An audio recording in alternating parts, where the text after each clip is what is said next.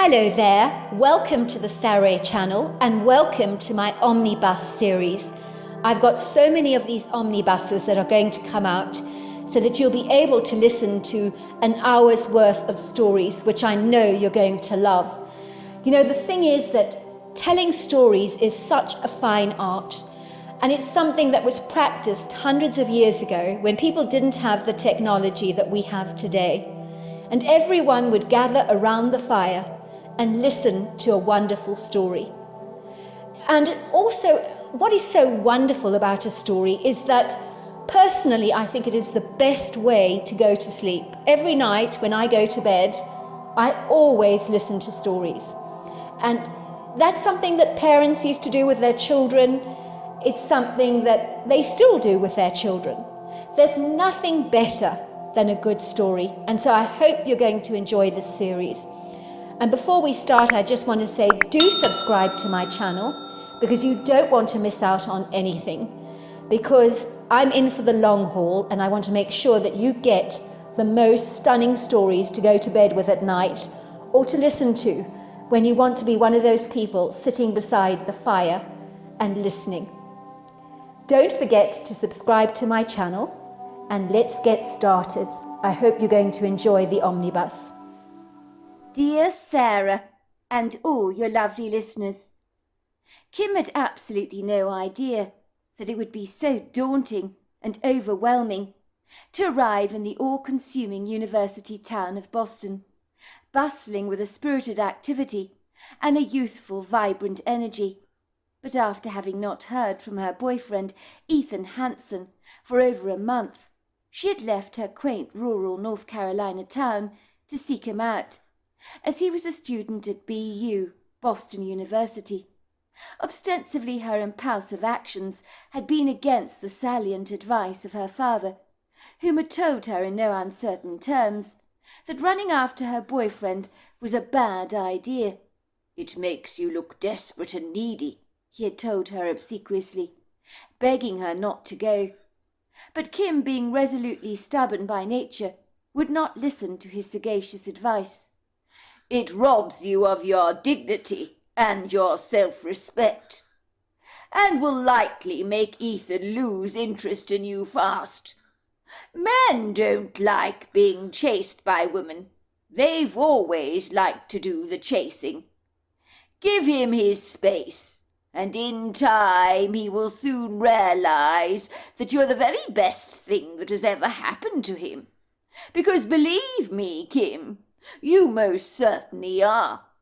You must remember, my love, that at university he will be around a lot of young ladies, and for a while it might overwhelm him a little.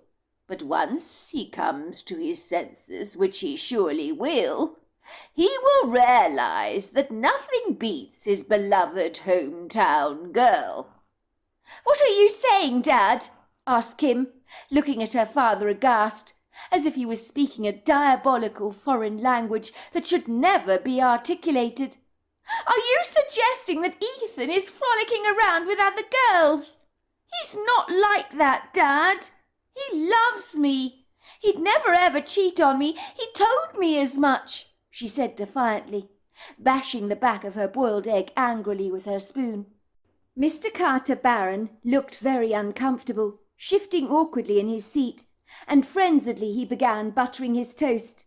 He glanced briefly at his wife pleadingly, through his black-rimmed spectacles that framed his kind, steely grey eyes, as if begging her surreptitiously to get him out of the uncomfortable hole he dug for himself. The Carter Barron family had been sitting around the breakfast table, enjoying a hearty breakfast, as they did traditionally every Sunday morning, as a matter of routine. Mrs. Carter Barron had some old-school ideas about raising her family that were swaddled deeply in tradition, and Sunday morning family breakfasts went back with her family for many generations, and she had absolutely no intention of dismantling these old habits that were to her incredibly precious. It was early November, and the cold, icy weather of the forthcoming winter was making its presence known. It had swept over their North Carolina town with a vengeance, over the last week, with its icy fingers that insisted on suffocating everything it touched in an oppressive chill. When you glanced out of the Carter Barons' old colonial farmhouse that had been in the family since the 1800s, you could see that their once resplendent verdant grass had taken on a rather weary, fatigued, stone-washed look, and many of the bedraggled-looking trees had shed their golden red leafy finery, like garments of old autumn clothes that needed to be discarded, for they had served their purpose. It would seem their stripped naked boughs were swinging in the still breeze, as if waiting for their shameful immodesty to be covered in garlands of white snow. Everything looked tired, sad, melancholic, and defeated by the icy invasion of the cruel weather, so intent on hijacking all that was green. But thankfully the evergreen trees remained resolutely bedecked with their needles, that they were not prepared to relinquish, so there were bursts of green still visible all over the countryside. The rich golds and reds of autumn were all but a fleeting memory, as winter had stolen their beauty away with her treacherous icy hands. The Carter Baron property at one time in the 1800s had been a vast estate that had owned hundreds and hundreds of acres of property, but over the years pieces of the land had been sold off bit by bit. But the farmhouse still stood on 15 acres of land, boasting ponds and wood groves of trees, and was situated on the edge of a sequestered country road, surrounded by a pretty woodland oasis of magnificent lofty trees. So you always felt as if you were living in the middle of nowhere, and the family enjoyed the feeling of being snugly upholstered by the generous arms of the natural world. Sunday morning breakfasts were the very best in the Carter Baron household, where you could smell crisp bacon and sizzling sausages, intermingled with freshly brewed coffee. The normally congenial atmosphere and mood around the long wooden kitchen table was happy and cheery, full of pleasant chatter. Mrs. Carter Baron would cook up a storm, with eggs, bacon, mushrooms, beans, hash browns and waffles. And today, like every other Sunday, was no different. The smells in the cosy kitchen were enough to make anyone with an appetite drool, most especially their two rather overweight pugs, Chaucer and Flamingo, who were scavenging the flagstone floor under the table with noses pinned, watching Aaron's hands very carefully, as he was the soft-hearted member of the household that would steal away a few scraps under the table when no one was looking.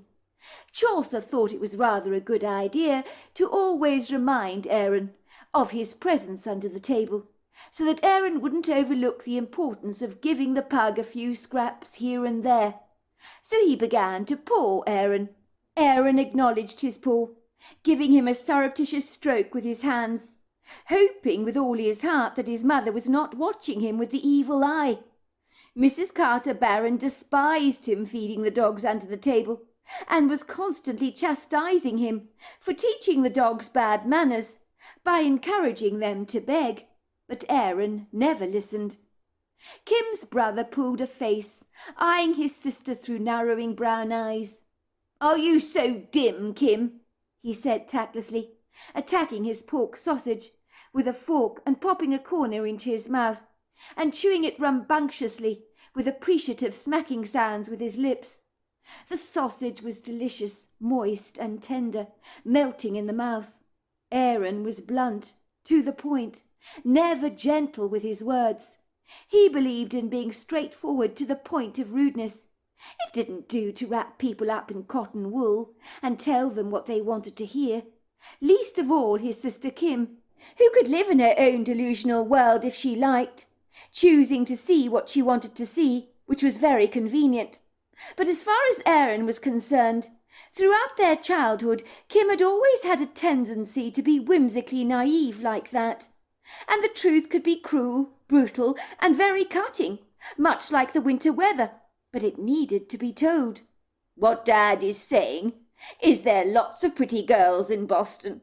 Sorry, but it's true, Kim." I'm not saying you're not pretty, Kimmy, because you are, he said hurriedly, trying to make amends for himself. But maybe Ethan is having the time of his life, like a kid in a candy shop, spoilt for choice. And let's just say the Kim flavour in the candy is too familiar to him. I mean, you've been together for a long time. Maybe he's got curious about other candies, if you get my drift. That is uncalled for, Aaron, said Mrs. Carter Barron, snapping at her son and giving him a warning glare to shut him up for being so abrasive and shamelessly scratchy, like sandpaper, with his words. Don't you talk to your sister like that, Aaron. You're being incredibly unkind in your suggestions. Why do you always have to be so tactless? There are more subtle ways to get your message across than saying something like that. Your sister is incredibly pretty. I never said she wasn't, Mum, but I'm telling her the truth. Let's not kid. I know that Ethan has got a wandering eye. He always has and always will. But Kim, she refuses to see it. She's in denial. You shouldn't sugarcoat everything for Kim, Mum. She's been in denial about Ethan since they started dating. But everyone knows what he's like. My bet is that he hasn't been faithful to her even during their relationship. But he's way too clever to get caught. The truth speaks for itself. Ethan only cares about Ethan. Isn't it obvious, if he's blocking all her calls, that he's inadvertently too much of a schmuck to actually break up with her decently like a normal civilized human being would? He's such a jerk, that boy. I'm sorry, sis, but don't waste your time worrying about him. That dude ain't worrying about you. My bet is he's living the high life in Boston. You deserve better than him, Kimmy. Forget about him. Let him go chasing after those girls that don't hold a candle to you. And I'm not saying that to butter you up, sis, because it's true. Your brother's absolutely right, sweetheart, said Mrs. Carter Barrell soberly. Ethan doesn't appear to be thinking of you at all. If he was, I'm in absolutely no doubt he'd have contacted you by now. But he hasn't, has he? I mean, if there is something wrong with his cell phone, as you claim, sweetheart, I would have thought he'd have bought another one by now, or borrowed somebody else's. Every student relies on a cell phone these days. They can't possibly be without one. So it speaks volumes to me that he hasn't been in touch with you, Kim. You can do so much better than him. I've always thought he was. You always thought Ethan was what, Mum? Spit it out, said Kim, glaring at her mother defiantly. Her mother's face reddened. She began to focus on the egg she was eating. I don't know, Kim. I just never got the sense that he was desperately loyal or reliable, that's all. I don't like saying unkind things about people, but you're going to anyway, aren't you? Be mean about Ethan. I can't believe you're all conspiring against me, said Kim indignantly. We're not conspiring against you, sweetheart. Where on earth do you get that idea from? We're only saying that we don't think you should invest too much in Ethan, that's all. But I love him, Kim protested.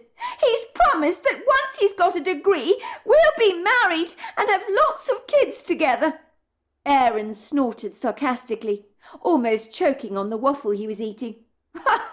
You believe that, do you, Kim? Chance will be a fine thing. If I know Ethan, he wants to feather his life with some cushy upholstering. And it's not you, Kim. Ethan is fiercely ambitious. He'll find a rich girl in Boston and marry her. He won't be interested in you, Kimmy. I'm not setting out to hurt you, but I know how dudes like him think. I mean, he's blocked all your calls, not responded to your messages. In my book, he's telling you it's over between the two of you. The sooner you accept it, Kimmy, the better. Do not live in the clouds, sis. Get real. It's over between the two of you.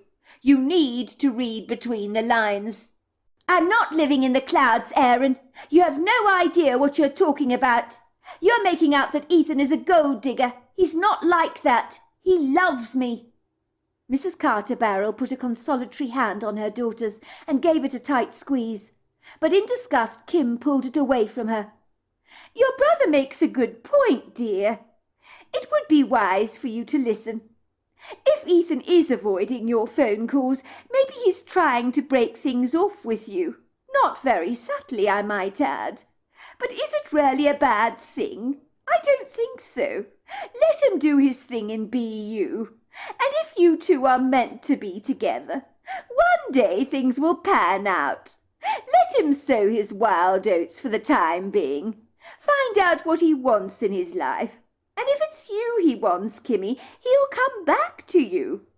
Ethan is young, with hormones running wild all over the place. He's likely to be a wee bit self-centred at the moment, but I'm sure he will grow out of his juvenile behaviour in due course, when he becomes a man. But right now he's on the cusp of manhood, is he not? With a lot of maturing to do, like a wine in the cellar that gets better with age. Kim's face grew as red as a field of poppies. Her lips twitched furiously. She gave her mother a devilish stare, as if warning her to say anything else derogatory about her boyfriend, and she'd kill her. I can't believe you're talking about Ethan like this.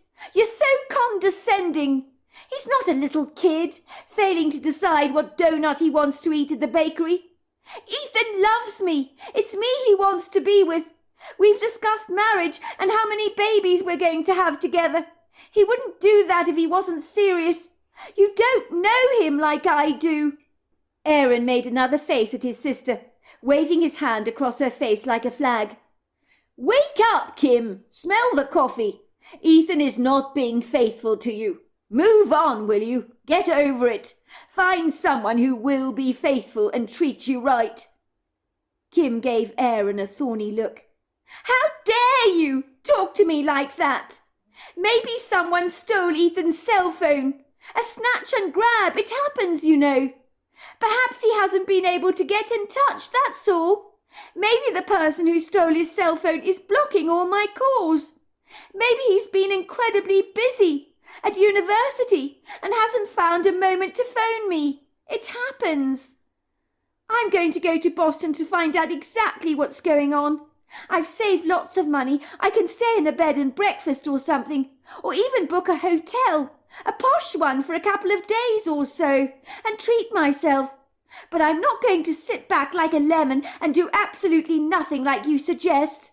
I need to find out what the hell is going on. I'm sure there's a perfectly reasonable explanation as to why he has not been in touch. You are all grasping at straws. You don't know Ethan like I do, and I know he would never ever cheat on me. You've got him horribly wrong. Maybe something upset him, and he doesn't want to talk to anyone, even me. He gets like that at times when he's upset. If something is grieving his heart, I need to be there for him. He can be very sensitive. Darling, said Mrs. Carter Barrell, pouring orange juice into her glass, and gingerly looking at her daughter's misted eyes, that were beginning to brim over with indignant tears. If it makes you feel better, Kim, who am I to stop you doing anything you want to do? If you want to go to Boston to seek Ethan out, by all means be my guest. I'm just worried that going there is going to break your heart. I'm of the opinion, much like your father, that Ethan has deliberately cut any line of communication with you on purpose. I believe he just doesn't want to speak to you. I'm sorry, dear. I know it hurts. I'm being as cold and cruel with my words as your brother has, but I don't want you to end up with a broken heart. I'm so terribly afraid if you go to Boston you'll end up just like that. Sometimes, you know, it's best to let it all go. Knowing the truth is overrated, my dear. It's not all it's cracked out to be. Your mother's right, dear, said Mr. Carter Barrell soberly. "When I was your age, I had a very huge crush on a young lady, but I was bashfully reticent, terribly afraid to ask her out. But I would imagine us being together.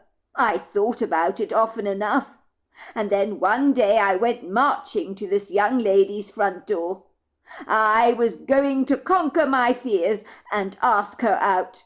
But before I even got to the door, there she was, kissing Harris Fletcher passionately on the doorstep. I walked away, my heart a deflated wildflower. I felt as if all my hopes and dreams had been expunged in one breath. It was brutal. Then one day that lovely young lady agreed to go out with me," he said, looking besottedly at their mother and taking her hand in his, "and I never looked back. What I'm saying, Kimmy, is that maybe when you get to Boston you could experience what I did back then, and I would not wish that on my worst enemy. When your mother was dating someone else, it killed me. And that's not going to be easy to digest. It will be like swallowing a lump of coal. And I don't want that for you, Kimmy," he said, looking at his daughter affectionately. "Don't put yourself in the shark's net so needlessly. It's not a good idea. You could end up getting bitten." Kim looked outraged at her parents and her brother Aaron. Why could they not understand and comprehend that Ethan was a loyal, devoted young man? They were painting him in a grossly unfair, unreasonable light. She looked at them with a bewildered frustration in her green eyes that burnt with fury. "You all think Ethan is with someone else, don't you? You all think he's having an affair. Haven't you listened to a word I'm saying? We love each other. When he's finished at BU, we're going to get married. We've discussed it all. How many times do I have to tell you that? He told me that no other woman will ever interest him like I do. He wouldn't say those things for nothing if he didn't mean them."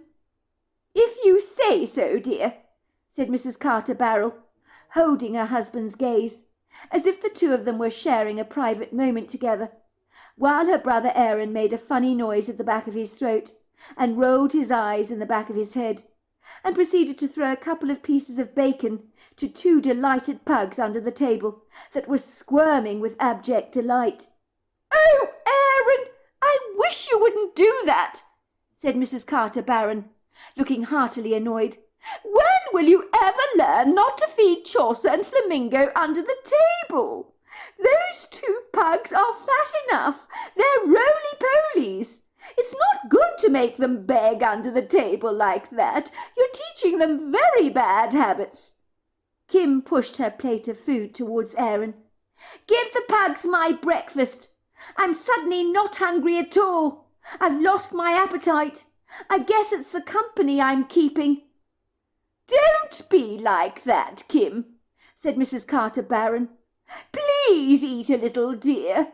I don't want you not to eat anything. I know you love your waffles." "Don't be like what, Mum?" asked Kim. "If you think I'm going to sit here eating breakfast with the likes of you while you all wantonly trash my boyfriend and willingly tear his character apart, you've got another thing coming. I'm not stupid. I know you've never ever liked Ethan." "That's not true, sweetheart. It's not that I've not liked Ethan, but it's just I've never entirely trusted him. You can't blame me for being overprotective, Kim. It's a quintessential mother's right to be like that towards her children. I'm only concerned about you getting your feelings hurt. I love you and only want the very best for you." Kim snorted angrily.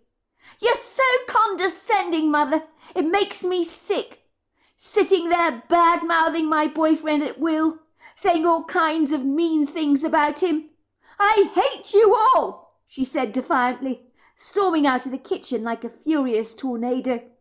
"Oh dear, that's me, Todolph," said Mrs. Carter Barron, groaning. "That certainly went well. She's so touchy, isn't she?" "That's because she knows something is wrong," said Aaron. "She's being very defensive, making all kinds of excuses for Ethan, why he's not been in touch. Maybe it's good if she goes to Boston. She'll have a nasty wake-up call, and it won't hurt her to learn the truth." Mrs. Carter Barron sighed, putting her hand on her heart. "I just can't bear poor Kimmy getting hurt like this. It breaks my heart." "It would seem," said Mr. Carter Barron, "that we can't keep wrapping our daughter up in cotton wool. Getting hurt is a passage of life that touches us all in one way or another. Kim is going to need to face those tumultuous storms, and it will be the making of her, I'm sure. It'll help her to grow up." Kim was furious with her family. Stuff them, she thought. They were all completely clueless and had no comprehension of what they were talking about. She would show her entire family that they had got Ethan horribly wrong. She couldn't wait for them to have eggs splashed all over their faces when she returned to North Carolina, with a perfectly reasonable explanation as to why Ethan had failed to get in touch. Kim had taken a flight to Boston, and since she had arrived in the big city on this Friday morning, she had felt more than a little intimidated, rather like a fish out of water, trying to find her bearings. Boston, known to some as the hub or even Beantown, and the Athens of America, is the largest city in Massachusetts and New England, and is the only state capital with an oceanic coastline. It is rich in culture and full of stunning historic buildings, steeped in a vibrant history. It boasts interesting shops, excellent restaurants, fabulous parks, student bicycles whizzing here and there, weaving between the traffic with a purposeful intent, or sometimes sticking to a network of bicycle lanes. The city possesses that classic small-town feel about it, despite being such a large metropolis. Kim noticed that there was a youthful ambience that hung around Boston like an illustrious choker chain of pearls, that keeps the city both current and hip. Everywhere you went, she noticed the tinkle of ebullient laughter, as students giggled among their peers, many warming their gloved hands against steaming cups of piping hot coffee. When Kim walked down the street, hugging her parka close to her body to keep out the winter chill, as the weather was rebelliously cold, she was greeted to the lingering, pleasing aroma of coffee beans, cinnamon buns, and confectionery from a nearby bakery cum coffee shop. To make matters worse, one student came out of the bakery with a piping hot cinnamon bun in her hand that dribbled with warm icing, that she stuffed decadently into her mouth with glee, and the insanely delicious smell of butter and cinnamon made Kim's stomach lurch with hunger. But she couldn't follow her stomach's distracted leanings. She had an important job to do here in Boston, and that was to find the whereabouts of her elusive boyfriend Ethan. The neighbourhoods in Boston were fringed by tall, lofty, sculptural-looking trees that serenaded the pavements grandly, and lightly looked spectacular during the summer months, when everything was vibrantly green. But right now, with the approaching winter, some of that verdant resplendence had been stolen, much like it had been done back in her hometown. Kim arrived in Boston with a single suitcase, not containing very much. She had decided to treat herself by staying at a lavish, rather ornate hotel, with an old-world, grandiose charm about it, where she'd been given a 30% discount, as she was booking the hotel out of season, and so she had benefited from a great deal. "You're so lucky," said the young, pretty receptionist behind the hotel reception desk, who gave her a goofy grin. "You're staying in one of the finer luxury suites, and you're getting it for a song," she said ebulliently, trying to sound professional, but instead she appeared like an excited kid who'd received her Christmas stocking.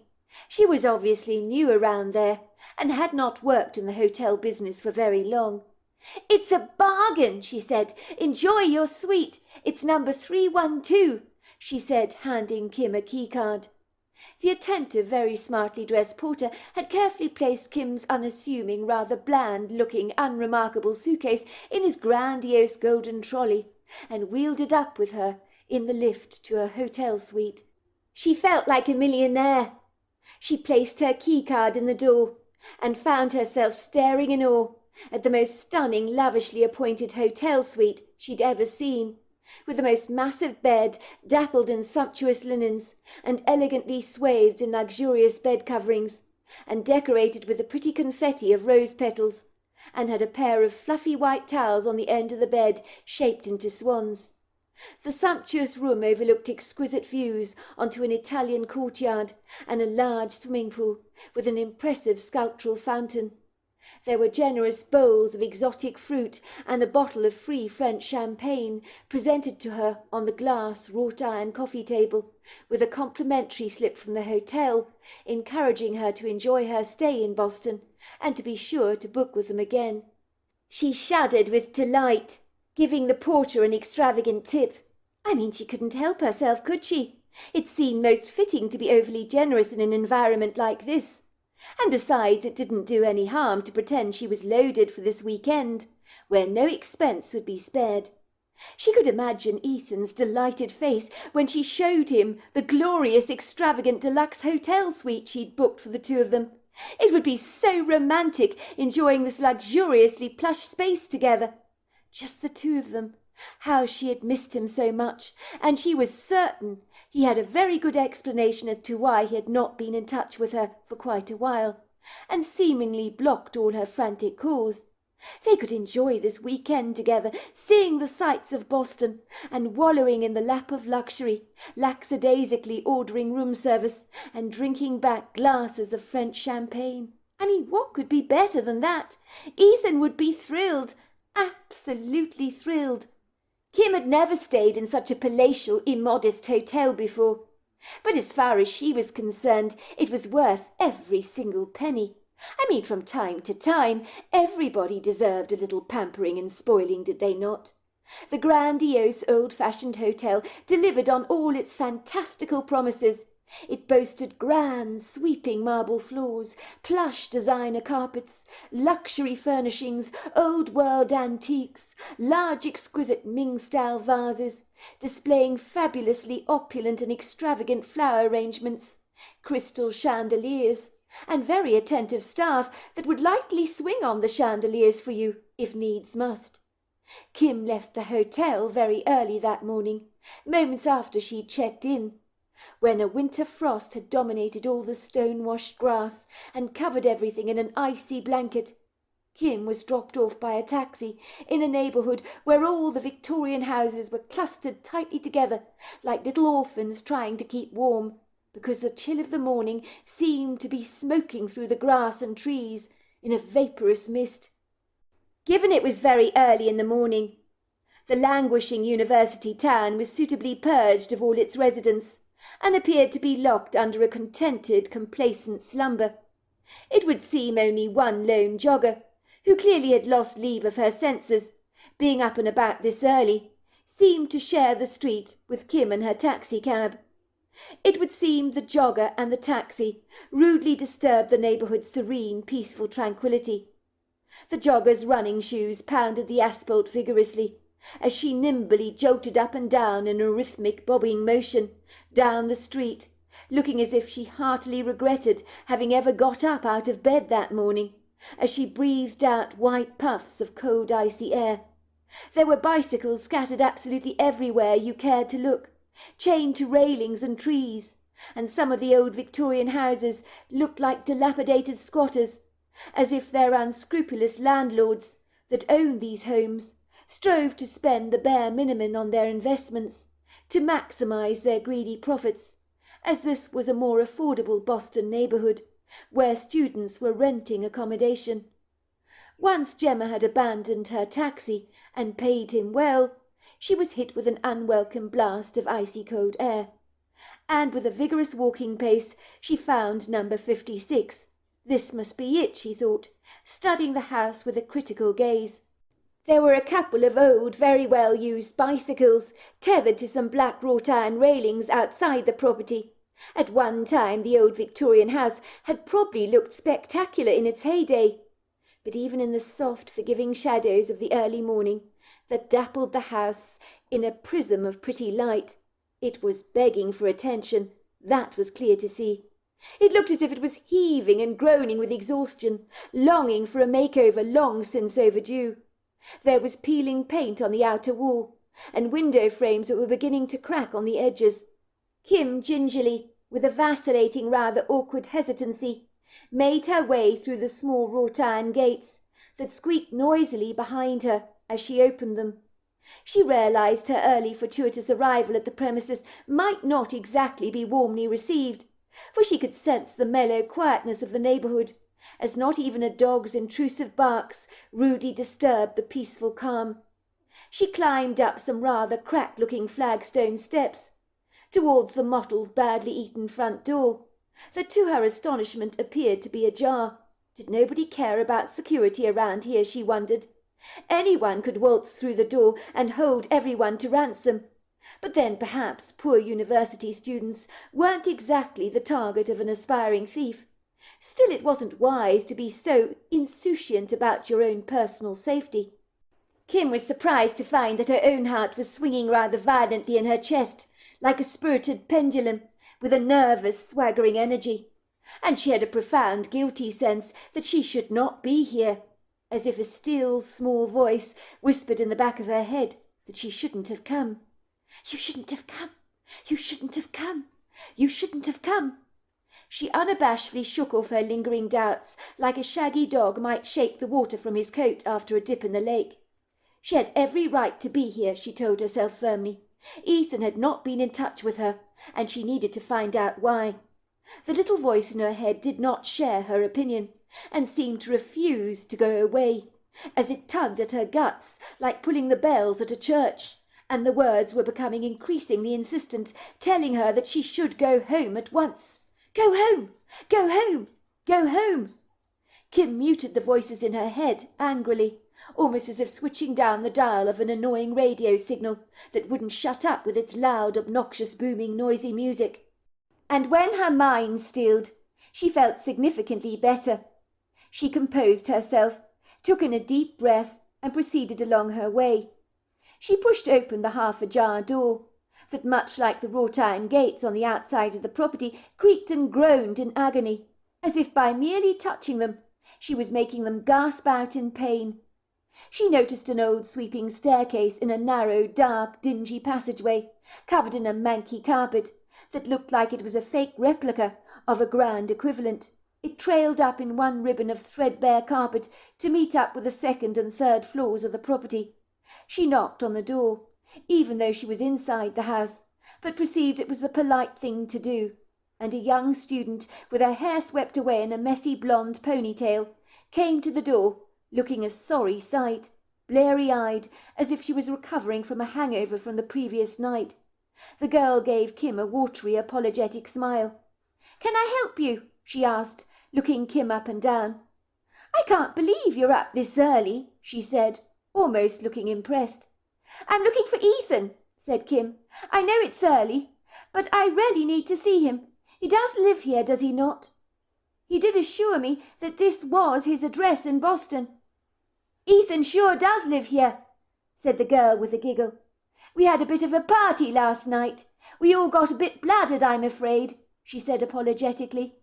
"You must be Trish, his sister," she said, stepping away to guide Kim into the house. "I can't believe you're Ethan's sister and you're rarely here. He talks a lot about you. He was saying he couldn't wait to show you all around Boston, and here you are. I gather you've never been here before." "No, I haven't," Kim admitted, not caring to mention the fact to this blonde stranger that she was not actually Ethan's sister. "So what do you think of Boston, then?" asked the girl curiously. "Well, I think it's got a very nice, upbeat vibe," said Kim. "But I haven't been here long enough to get a good impression of the place." "But it has, hasn't it?" said the girl, looking pleased.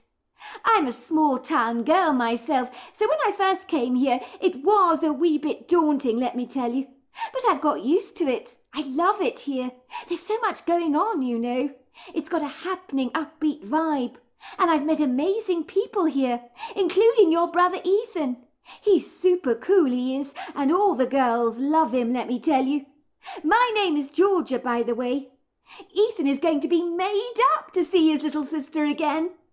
I take it your coming here fortuitously like this is a lovely surprise for him. He's going to be as pleased as Punch to see you, Trish. But word of warning, he has looked better. I'm afraid your brother knocked back a few too many beers last night. Actually, we all did. He was staggering around the place like a drunken sailor. But I'm sure he'll sober up after a hearty breakfast, she chuckled. He's in a sorry state, but then again we all are. Look at me. I look like death warmed up. You don't look too bad, said Kim politely. Oh, I like you already, Trish. You're ever so nice. Quite the charmer, just like your brother Ethan. Just so you know, we were all dossing in the living room last night. Too drunk we were to make it to our own beds, she said, giggling. We were watching horror movies last night. She made a contorted face. Have you ever seen the Texas Chainsaw Massacre? She asked, raising a brow. It is horrible, horrible. Guaranteed to give you nightmares. You watched that? Asked Kim, looking appalled. I've heard about it. It's a very creepy movie. I wouldn't watch it myself. Georgia rolled her eyes. You are telling me? I freaked the hell out. But everyone insisted we watched something scary. I wish to God we hadn't. I didn't get any sleep last night. I bet you didn't, said Kim. She hadn't enjoyed the fact that Georgia had mentioned that Ethan was very popular with the girls here in Boston. That was not what she wished to hear. But she was eager to see him, and that was all that mattered.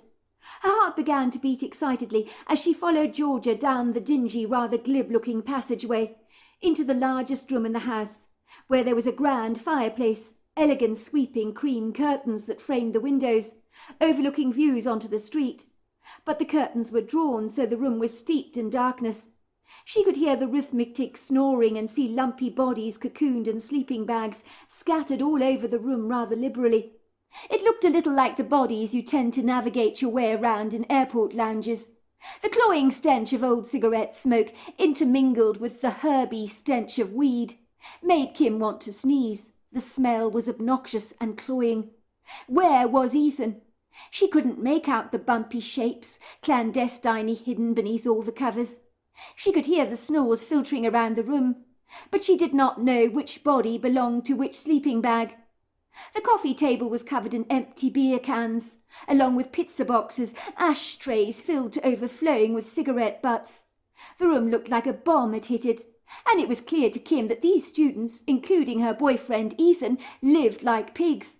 She was absolutely certain that if she walked into the kitchen, the sinks would be full to overflowing with dirty mugs and unwashed dishes. She squirmed with disgust, unable to hide the revulsed expression on her face.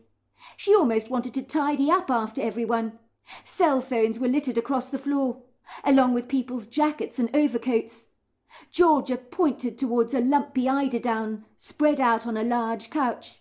"Ethan is over there," she whispered with a giggle. It seemed Georgia found everything amusing. Or was her giggle like a nervous twitch? Kim could not be sure. "I can't wait to see his expression when you wake him up," Georgia whispered to Kim. She stood there watching Kim as she manoeuvred herself over several landmines, from the crumpled bodies lying across the floor to beer cans liberally scattered everywhere, towards the sleeping form that lay on the couch. Kim shook the body beneath the large eiderdown, and Ethan's grouchy, less than amused head popped out of the covers. "For God's sake, leave me alone," he grumbled. "Can't you see I'm trying to sleep?" He looked disorientated and confused. His spiky hair flattened at the top. "Ethan, it's me," said Kim. Ethan's eyes suddenly popped wide open with a start, and the expression on his face did not look pleased. When he saw Kim's face staring down at him, he reddened, and then his red skin dissipated and grew a deathly shade of white. "Kim," he said, stammering awkwardly, "what are you doing here? Why are you here?" Kim gave him a mischievous grin. "I came to see you, of course, Ethan. Why haven't you been answering my calls? I've left you tons and tons of messages. I've been worried sick about you, Ethan. But I've got an amazing surprise for you. Guess what? We're going to spend the weekend together in a posh hotel. No expense spared." "What's going on?" said another head, popping out of the cover that Ethan had been basking under. The other body was tangled up with Ethan's. "Who are you?" asked the head that was covered by a mop of brown curls, as a pair of brown eyes studied Kim rather curiously. "I'm Ethan's girlfriend, Kim." "Who are you?" asked Kim, staring at the young woman with wide, horrified eyes. "And what are you doing snuggled up to my boyfriend like this? Isn't this a little cosy?" The young woman sat up with a start to glare at Kim. "More to the point, who are you?" asked Kim pointedly. "I've never seen you before. I'm Ethan's girlfriend, Kim. What are you doing in my boyfriend's arms?" The young woman sat up with a start to glare at Kim. She snorted. "I think you're out of date, girl. You and Ethan were over a long time ago, I believe. Now why don't you go running back like a little good girl to your North Carolina town where you surely belong? Ethan doesn't want you hanging around us like an unwanted spare part, so off you go. And just so you know, I am Ethan's girlfriend, Jenna. We've been together for the last 3 weeks. You and Ethan, you're over like a bad smell. But clearly you just don't get the message, do you?" she said, shaking her head vigorously and trying to straighten out her messy hair by running a hand through her flattened but buoyant curls. "You've got your wires crossed, girl," said Kim, "because Ethan and I have not broken up." Ethan bashfully tried to avoid Kim's gaze. "I'm sorry, Kim," he said sheepishly. "I thought if I blocked your cell phone calls, you would get the message. I didn't want to hurt you. But it's over between us. As you can see, I have a new girlfriend now. This is Jenna. We've been together for 3 weeks. I'm sorry you had to come all the way from Boston. But you know—" "You bastard!" said Kim. "You bastard! How can you do this to me? I can't believe you didn't have the guts to tell me what was going on. How pathetic you are! You haven't got the decency to do the right thing, have you? To tell me the truth. You make me sick. My mother, father and brother were right about you all along. And look at me. I was defending your character to them. And all the time, they were right. And I was wrong. My mother said you could never, ever be trusted. Turns out my mother's right." Kim picked up a couple of beer cans she found lying on the floor and threw them at Ethan. "So all that stuff about us getting married one day was lies, was it?" And with that she stormed out of the house with Georgia tagging behind her, with an expression of grievous concern on her face. The young woman ran after Kim. "I thought you were Ethan's sister Trish," she apologised. "I'm so sorry. You didn't need to see all that. Why didn't you tell me you were his ex-girlfriend?" "That's the problem," said Kim. "I didn't know I was his ex-girlfriend, did I? He didn't even bother to tell me. He didn't have the decency to break up with me. It might have been nice to know what was going on. As far as I'm concerned, those two are welcome to each other. That girl looks as scaly as Ethan." "It is cruel what they did to you," agreed Georgia. "Ethan should have known better. I thought he was a gentleman. Maybe he didn't want to hurt you, but he didn't go about things the right way. At least come inside and have a coffee." "No," said Gemma, shaking her head defiantly. "I'd rather drink dirty bath water than step into that house again." Kim did not remember the bleary trip back to the fancy Boston hotel, as she gratefully sank back into the leather seats of the taxicab, holding her purse tightly to her chest like a little girl might cling to her teddy bear when she's frightened or feeling insecure. The taxi driver, on picking up her Melaconia, politely asked her if she was all right. Kim nodded. "Just had a bit of a shock, that's all," she said. She was not sure what the taxi driver said in return, but she nodded when he said something. Kim felt numb. She saw her dreams of spending the rest of her life with Ethan going up in a wisp of smoke. She had never known life could be this cruel. She had never expected to find Ethan in the arms of another young lady who claimed to be his girlfriend. How dare he treat her with so much disrespect, as if the long years of their childhood they'd spent together were as insouciant and unremarkable as the teacher's chalk on her blackboard that could easily be wiped away in a single swipe. She was caught up in a roller coaster ride of denial, shock, disbelief, and then the daunting revelation that things would never ever be the same again, and that Ethan was now a memory of the past that she needed to forget all about. She returned to the hotel, her eyes brimming with tears, her face blotchy with redness. But then another emotion, like an unwelcome house guest, stepped forward in the threshold of her mind, and she found herself entertaining a furious anger, as on the inside she was spitting with the venom of the molten lava from a volcano, and in that moment she decided she wanted nothing more to ever do with Ethan Hanson again.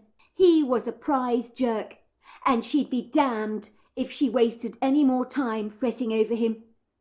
"I hope you're feeling better, ma'am," said the taxi driver sympathetically, when she paid him. On arrival back at the hotel, Kim found herself feeling almost faint. She marched into the breakfast room, with a sign that read, "Breakfast being served," grabbing her attention. She had been a prize idiot coming here to Boston. Her mother, dad, and brother had been absolutely right. Ethan had deliberately blocked her phone calls, and she had not seen the writing on the wall. How could she be so ignorantly naive, so whimsical? Ethan had found the woman in Boston a lot more exciting than he found her, and maybe with so many girls around, he was spoilt for choice. A waitress greeted her warmly with a friendly smile when she entered the breakfast room at the hotel, and guided Kim to a lovely table overlooking a pretty courtyard. Filling her cup with coffee, Gemma made her way to the breakfast canteen, where she generously ladled her plate with sausage, egg, and bacon, and piled onto her plate some sweet pastries. She was sure if she stuffed enough food away, she'd block out all the hurt. The wonderful weekend she'd planned to spend with Ethan was never going to be written on the script of her life. She didn't care about staying here at the hotel anymore, in the lap of luxury. Once she'd stuffed herself with a hearty breakfast, she'd take the next flight back home to North Carolina. And if she never saw Ethan again, it would be way too soon. If he ever had the audacity to look her up again and wanted to resume where they'd left off, he was living in cloud cuckoo land, because it would never happen. She could not bear to think about the pitiful expressions she'd see on her parents' faces when she returned to North Carolina, and painfully conveyed that they'd been right about Ethan all along. Kim began to fill up on the delicious hearty breakfast set before her, and immediately began to feel better, as she tasted the salty bacon on her tongue. The breakfast room was not very busy. There was an elderly couple eating breakfast in the far corner of the room, and a young man caught up in reading the paper, who glanced up at Kim briefly for a moment, catching her eye and giving her a warm smile, and then returning to reading his paper. Kim began tucking into a piece of sausage with gusto, like a half-starved orphan that hadn't seen food for many months. The next thing she knew, she was choking on the sausage, and she couldn't breathe. Her eyes began rolling in the back of her head, and she was gasping for air. But a piece of the sausage was stuck in the back of her throat, blocking her windpipe. She couldn't dislodge it. The next thing she knew, a powerful pair of forceful strong arms was squeezing her under her ribcage, skillfully performing the Heinrich manoeuvre on her. And then a large piece of sausage catapulted out of her throat and went smashing violently into the window like a bullet. Kim began coughing, spluttering and wheezing, and gasping for air, as a kind hand was slapping her on the back, asking her if she was all right. Kim's face reddened as she found herself looking up into the face of a kind-looking young man, with the warmest hazel-brown eyes she'd ever seen. He was easily 10 years older than her, possibly more, she couldn't be sure.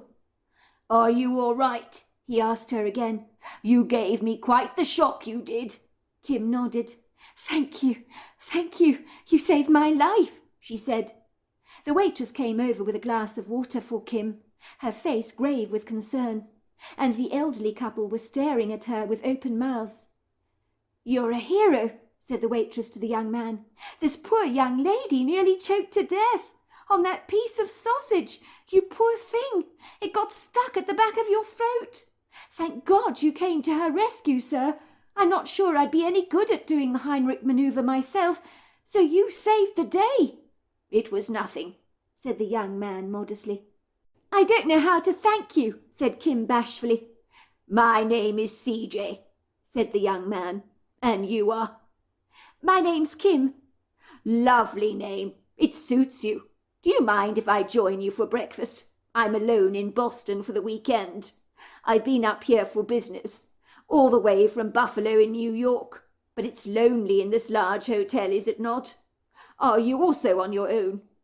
If you don't mind my saying, when you entered the breakfast room earlier on, I noticed you looked rather sorrowful, as if you were wearing the weight of the world on your shoulders. You looked pretty miserable, as if you've been attending a funeral or something." "Was it that obvious?" asked Kim in surprise. "I had no idea that I was wearing my heart on my sleeve.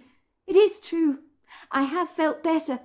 I came to Boston to surprise my boyfriend, but I was the one who ended up being surprised, in a manner of speaking. I witnessed the funeral of our relationship, you could say. I found him cosily curled up to another girl this morning, when I arrived at his run-down student digs. This young lady I found him dossing with on the sofa claimed to be his girlfriend. The only trouble is my so-called devoted boyfriend never informed me that it was over between us. He simply just blocked all my calls. I was such an idiot. My parents told me it was his subtle way of breaking up with me, but I wouldn't listen. I told them they were talking baloney. I booked this expensive hotel to surprise him, so we could spend a romantic weekend together. And look at me. I've got egg all over my face. I've been such an idiot. And then on top of all that, I nearly choked on a sausage this morning. I certainly got out of bed the wrong way this morning." CJ's face rippled with concern. "I'm sorry. That is a bummer. I don't know what to say. Where are you from, may I ask?" Gemma told her about her small rural North Carolina town. "I know it very well, as it happens. Me and my brother used to stay in that town when we were young with our grandmother, but she's long since dead," he said sadly. "That town is quite the contrast to a place like Boston. They could eat you alive for breakfast if given a chance.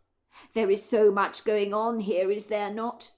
CJ was so easy to talk to, and he listened to Kim intently, and she found herself telling him all about her boyfriend Ethan, and his betrayal, and how angry and frustrated she felt. "You're better off without him," said CJ soberly. "You can do a lot better than someone who treats you like that. You deserve so much more." "Are you married?" asked Kim, looking into the man's hazel eyes that suddenly filled with sadness. "I am married," he admitted, "but I'm not married to a good woman. I wish I was. I have children, so I can't just walk out on her, although I've been sorely tempted to do so. Believe me, there have been times I've come a hair's breadth from walking away from her. But it's my kids that have anchored me to my home and my life. Children need both of their parents, so that's why I stay. And it's the only reason why I stay. I dare say there are many couples much like myself, choosing to make similar sacrifices on behalf of their children, so their kids grow up in a stable environment." Kim looked at him in surprise. "What do you mean that she's not a good person? Your wife, I mean.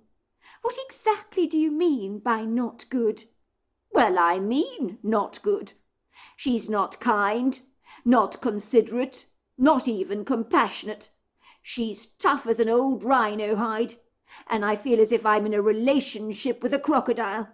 He smiled when he said that. "Let's just say there are times when I think she might just eat me up. I get lonely in my relationship. Sometimes I do long for intimacy. But have you ever tried to get cozy with a crocodile? You might just get eaten up and torn apart."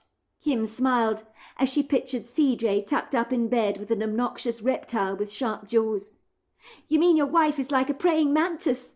I gather that the female eats her partner while they're copulating. And when I first heard that in a science class, I didn't believe it was true. But you know what? It is." CJ cracked up laughing, as if sharing in the humour. "She's not as bad as that, but it's close, let me tell you. My wife is highly manipulative. She'll stop at nothing to get what she wants and to get her way. If I left her, I'd never ever get to see my children again. I would be sure of that. She'd insist on punishing me. That's one of the reasons I stay, because I couldn't fathom a life apart from my kids." "That's not good," said Kim. "I've often wondered why a male praying mantis will put up with being eaten by the female." "Well, maybe the copulating is just that good," said CJ, laughing. "I tell you what," he said. "If you say you haven't been to Boston before, let me show you around. I know the place very well. I came to university here, you see.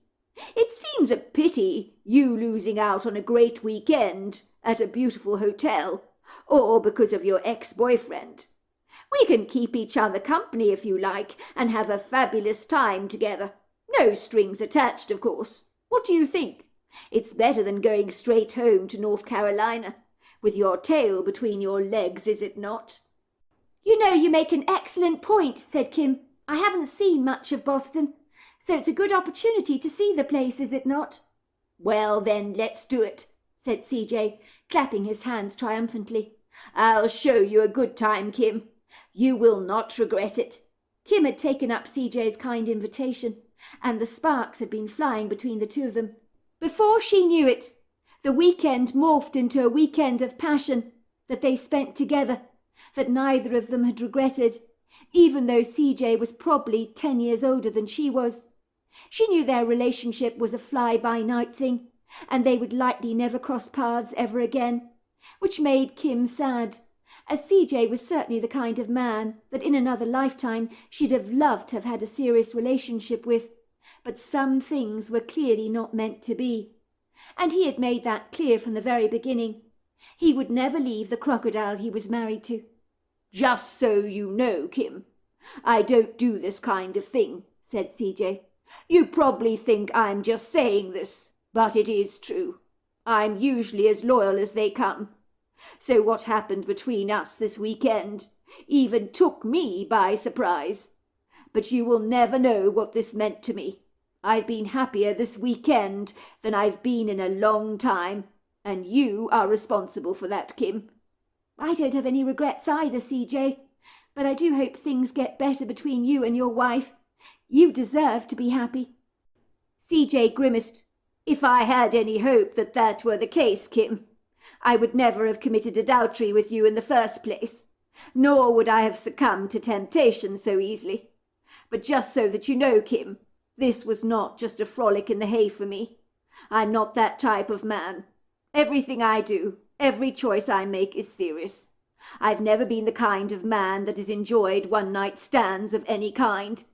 From my perspective, they're all dreadfully shallow. Our wonderful adventure-packed weekend we shared together meant more to me than you will ever know, and just being in your company was more than enough for me. I can't remember a time when I've laughed so much. Take it from me, there are some lonely people out there, and I'm one of them, I hasten to say. You can even be lonely in a very large crowd of people. I will never forget you, Kim," he said, kissing her tenderly on the forehead.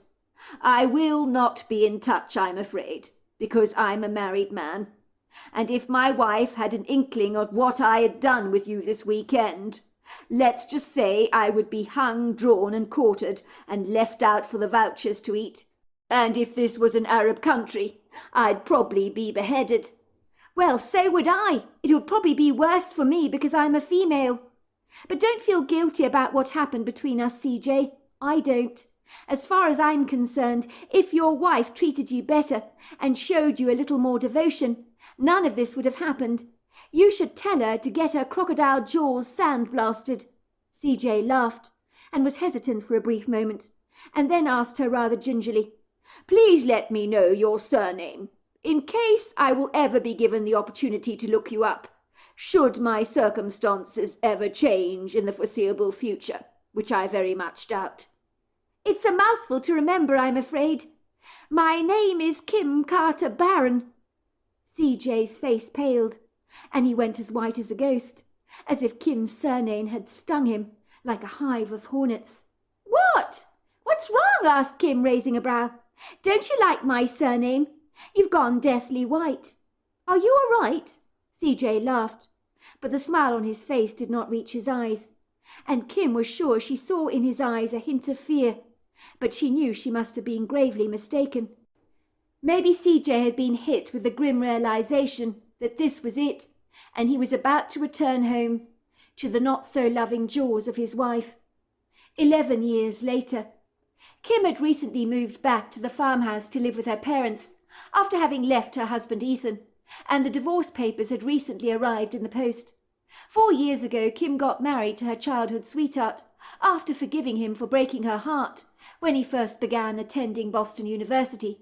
In the beginning, when he tried to get her back in his life, she had refused him, but Ethan had a silvery tongue on him that could melt the hardest heart. Masterfully, he had assured her that he'd needed to sow his wild oats, but now he'd changed and he wanted only Kim. Kim, who still remained whimsically naive, in her eagerness to believe the very best in people, had fallen for Ethan's charm.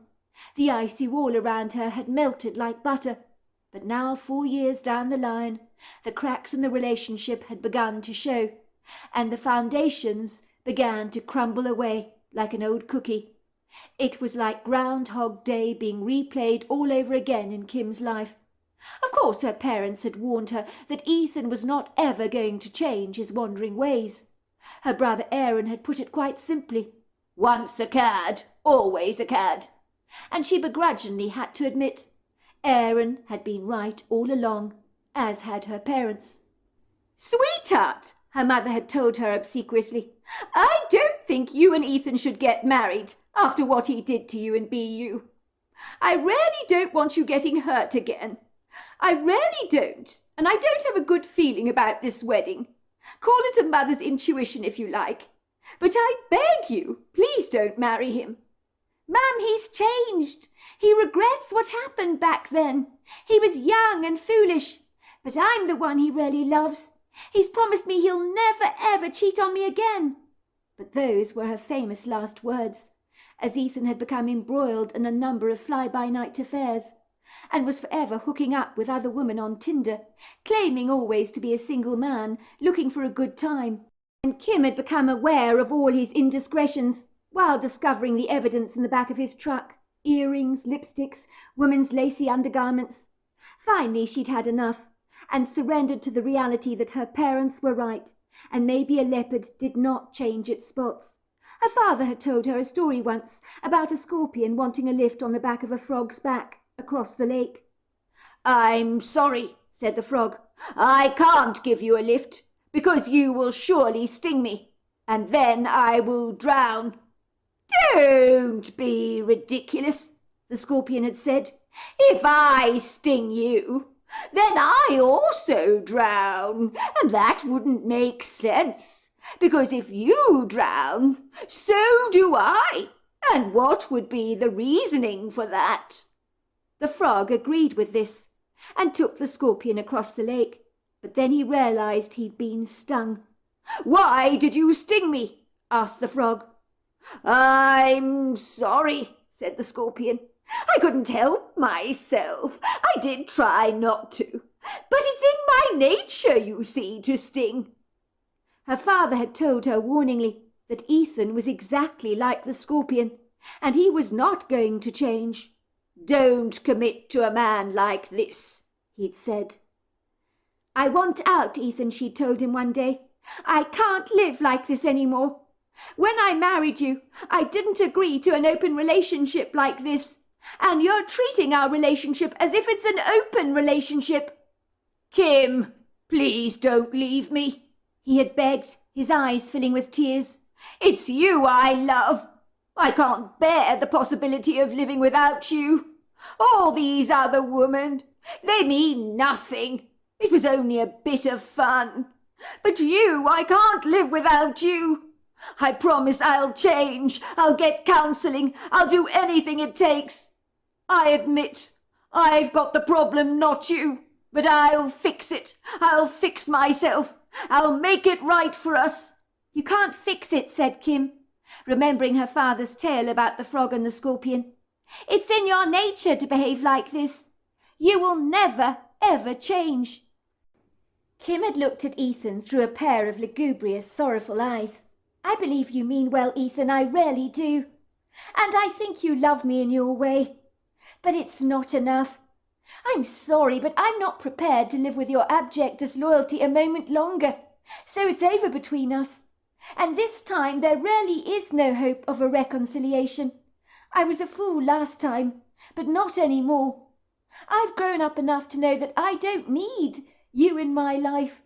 I deserve so much better than you. I can't remain in a relationship where the trust is dissolved. It would never ever work." Kim had walked out of Ethan's life and returned back to her family home in North Carolina, and neither of her parents were remotely surprised to see her standing at their front doorstep, carrying a suitcase in her hands and looking like a bedraggled orphaned kitten that was looking for a brand new home. Regretfully, they had been anticipating the arrival of this day, and her mother had prepared her bedroom for her, waiting in anticipation for her daughter's return. Ostensibly, no one was more happy than Mrs. Carter Barron when Kim's dysfunctional relationship with Ethan Hanson finally self-destructed, when the wrecking ball of his infidelity brought her life crashing down into a pile of rubble, as Mrs. Carter Barron knew that Kim would grow exponentially from this experience and be able to rebuild her life from the bottom up all over again. "Come in," she had said, bringing her daughter lovingly into her arms. "Your bed's already made up for you.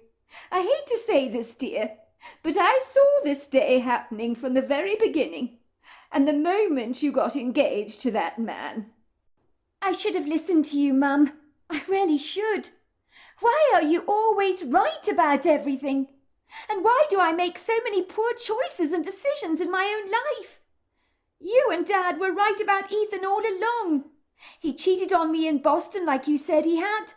And you were right about him cheating on me in my own marriage. But I refused to see what was blindingly obvious, what was staring me straight in the face. Because like Aaron always is quick to point out, I'm always in denial. What's wrong with me, Mother? And you know what? He's right about that. I've been such a dreadful fool." "It's not that I'm always right, sweetheart. It's because I'm a wizened soul. I've been around for a long time. So I do see things rather differently to someone less mature, that's all. That's what age does to you. It gives you a much greater clarity and perspective. But like you, in my day, I also made plenty of mistakes. But sometimes our mistakes are the very making of us. They build the foundations of what we will one day become. So whatever happened between you and Ethan, it really isn't a big deal. It's a page in the chapter of your life that is finally over. And now you are starting a brand new page, are you not? A new beginning, with so much possibility ahead of you." Kim had been visiting a good therapist in town to talk about some of the quintessential messes she'd made of her life, and to somehow make sense of them all. She wanted to know exactly why she'd gone back to Ethan Hanson, after resolutely knowing what her parents had said about him to be true. She had wondered if it was a rebellious attitude that had made her marry Ethan, to get back at her parents in some way. Or was it a low self-esteem that had made her invite the kind of relationship in her life where she was made to feel worthless? Was there something wrong with her? The therapist had not given her the answers that Kim was seeking. Instead, he made her do some inward soul-searching for herself, to find her own personal answers. He told her to document all her thoughts and feelings, and taking regular walks in the countryside. But no, there was nothing wrong with her, apart from being human, of course. So in that he echoed her own mother's sentiments, telling Kim that human beings are predisposed to making cock-ups all the time and getting things horribly wrong. And there was really nothing wrong with that at all. It was part of life. "Exercise, fresh air, and the natural world are very important," he told her. "You live in a beautiful area surrounded by trees, walking trails, and so much more. You're incredibly lucky, Kim. Why on earth don't you make the most of the prepossessing environment you are so fortunate to live in? Like walking out in nature, meditating under a blue sky. It can be incredibly healing, you know. You should try it. When did you last take a walk in a grove of trees? By the looks of how pale you are, at a guess I would say it's been rather a long time, am I right? Kim shrugged her shoulders nonchalantly. Yes, you're right. It has been a few years. When I was a kid, we'd explore all the time, me and my brother. It was fun. We would ride through the trees together on our bicycles and have the time of our lives. I haven't had that kind of fun as an adult. I don't know, as a kid you just go with the flow, don't you? But when you get older, you get weighed down by bigger problems that life tends to throw at you. And I guess you forget to have fun. There you go. My point exactly, said the therapist, tapping his pen on his walnut desk reflectively, and eyeing Kim through narrowing eyes. I thought as much. I can read you like a book. You're longing to be a carefree child again. You need to get to know the child within you, Kim. You're taking life far too seriously. It's a wonder that you're so miserable. You need to let all the heaviness go, all the bitter disappointments and hurts. If you carry all that toxic stuff around with you, you're bound to be sad. So I've got lots of important homework for you to do, young lady, and I expect you to do it, he said.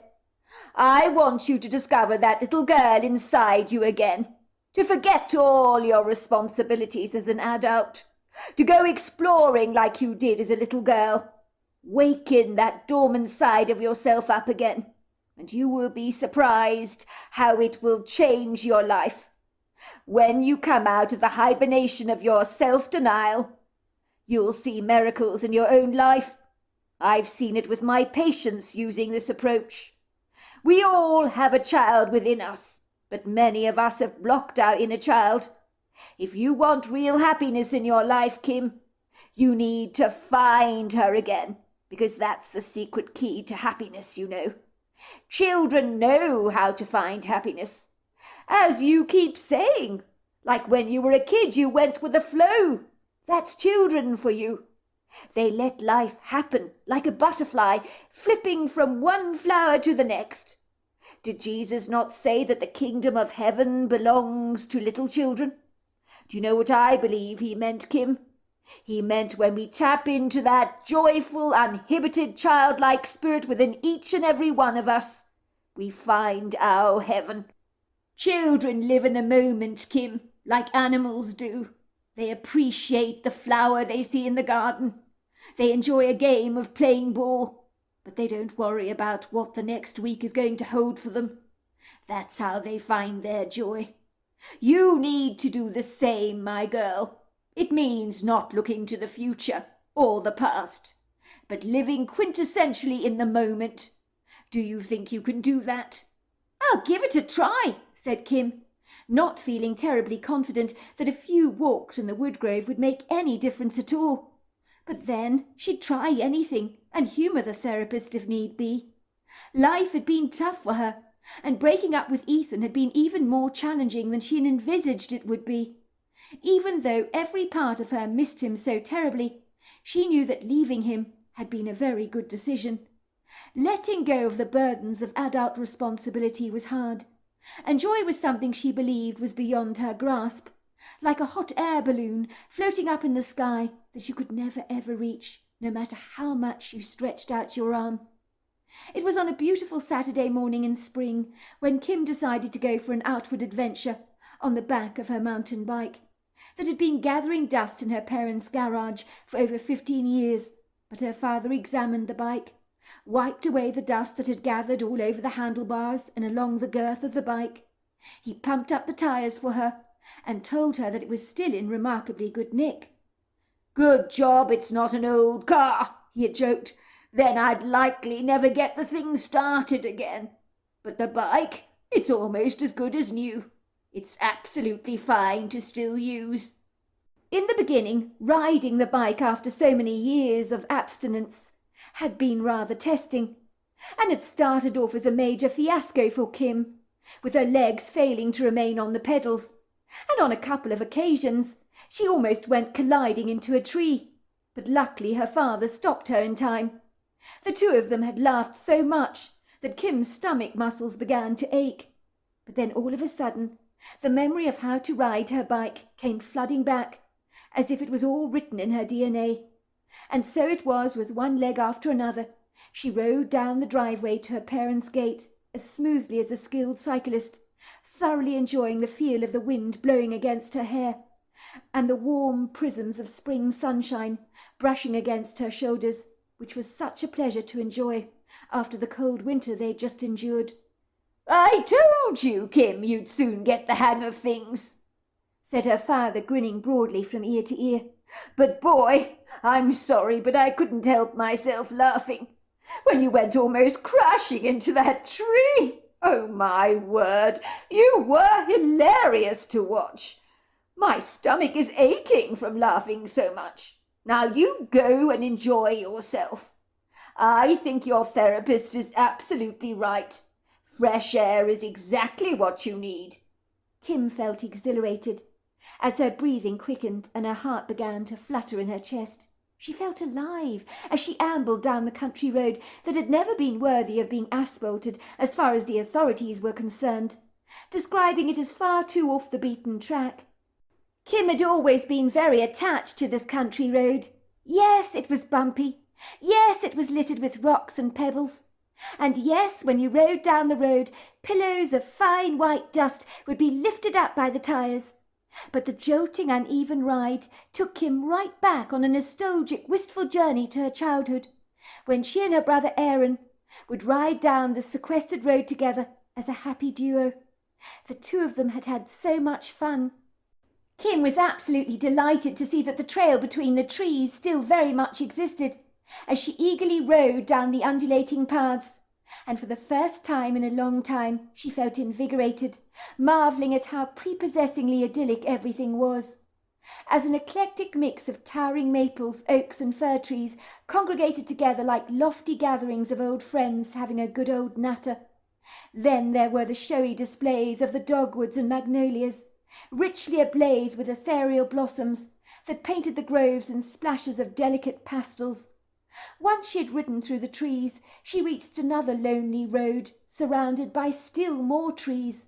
The rich fertile paths were as black as coal, littered with a plethora of fallen leaves from the most recent autumn, and whispers of soft light perforated the forest canopy in a mesmerizing gossamer glaze that seemed to anoint both the ferns and the luxurious foliage in a bewitching gold-like glitter. Kim rode steadily forward on her bike, and then she stopped dead in her tracks. She had heard someone whistle. What was that? Where was it coming from? She got off her bike, balancing it against a tree trunk, and then sat down on a nearby fallen log to listen to the pretty tune. Why did that whistle ring a bell to her? It sounded so familiar, as if she'd heard it before. Kim stood very still to listen to the whistling sound. As it got closer and closer and closer, she could hear powerful, ponderous feet pounding the ground, the snapping of twigs, the rustling of leaves, the clearing of a throat. Kim felt absolutely no fear, but an unbridled curiosity about that pretty tuneful whistle that was now getting very close. And then Kim saw something. At first she had no comprehension of what she was actually perceiving. It seemed like a large, ambiguous, dark shadow that moved through the trees. And then she saw it, a towering creature of about 8 foot tall, that walked, then stopped, and suddenly turned around to stare directly at her. The whistling stopped. The dark, treacle-coloured eyes of the creature looked confounded. Kim realized in that quintessential moment that she was staring at a female Bigfoot, and then a memory in her head was unleashed as she recalled herself as a little girl on her bicycle, with Aaron riding through the trees. She saw herself being flung over the handlebars of her bicycle when she'd hit a protruding bump in the ground, and falling onto the floor, crying out in agonizing pain. when a female Bigfoot had come to her immediate rescue, pulling her up to her feet, rubbing her knees gently, which were badly grazed, bleeding a little and throbbing with pain. How could she have forgotten the kind creature? But now here she was again, after so many long years, and the lost memory had suddenly been rekindled. For a moment Kim locked eyes with the Bigfoot. Whether it was for a long time or a short time she could not be sure. But it was almost as if a deep, long-lost connection was being repaired and restored. And then the female Bigfoot spoke to her in an idiosyncratic language that she seemed to just understand like that. Gotolaki, ilatila guasi, hotolasha. It's you. Oh, my word, it's you. It's been a long time. Kolatinakwa, hotolopo, hisatakwa. My, haven't you grown? You're a woman now, not just a little girl. Dukolotoka, tatikwa. Do you remember? I rubbed your knees better after you fell off your bike when you were a little girl. And now you are big. I've only just remembered, said Kim bashfully. I don't know how I could have forgotten you. Galatika, kotopasa, nitwa. That's because I made you forget, said the Bigfoot, just as I make you remember me now. I made you forget in the same way. But why? Why would you make me forget you? It was a beautiful memory. I remember how you nursed my knees better, how you rubbed them with leaves after I fell off my little bike. You rocked me on your lap, wiping away my tears. You sat with me and my brother Aaron in the grove, whistling pretty tunes to us, just like the tune you were whistling a moment ago. I was certain I recognized it. I remember when we returned home after we'd met you. My mother and Dad asked us why we were so happy. And you know what we said? I can't remember. My dad looked at me and my brother Aaron as if we were loopy. He shook his head enigmatically and said, "You both look like you found 4 Christmas stockings instead of just 1, and yet you cannot remember why you are so pleased." We were so excited after we met you, bursting to tell our parents all about our encounter with you. But then our memory just blanked. It was ironic, as we knew something fabulous had occurred to us, but we couldn't remember what it was. It was infuriating. But now I remember. The Bigfoot shrugged her shoulders nonchalantly. Kolopa, hilani kolosana, dila dikwa. We do it to protect ourselves, so people don't remember we exist. Once they've seen us, some of your kind can impose a very great threat to my people. Sometimes when we help you out of challenging situations, kolotila or boza, we wash your minds with amnesia, so you don't remember the help we extended towards you. Kotolapi, we like to be left alone. Tolopana, ilaso, it has helped us survive for generations. Tolonita, hikila toloswa, we do not welcome the interference of human beings into our lives. You may not know this, but some of your kind intend to harm us, to prove that we exist to others. And tolokoli pana toloni, and that we do not tolerate. There are some of my kind that get angry, furious, enraged, maddened, when some of your kind try to find us, because we like to remain elusive. That is our will and our privilege. Please don't do that again to me. Wash my memory. You're a beautiful memory, and I don't want to forget you.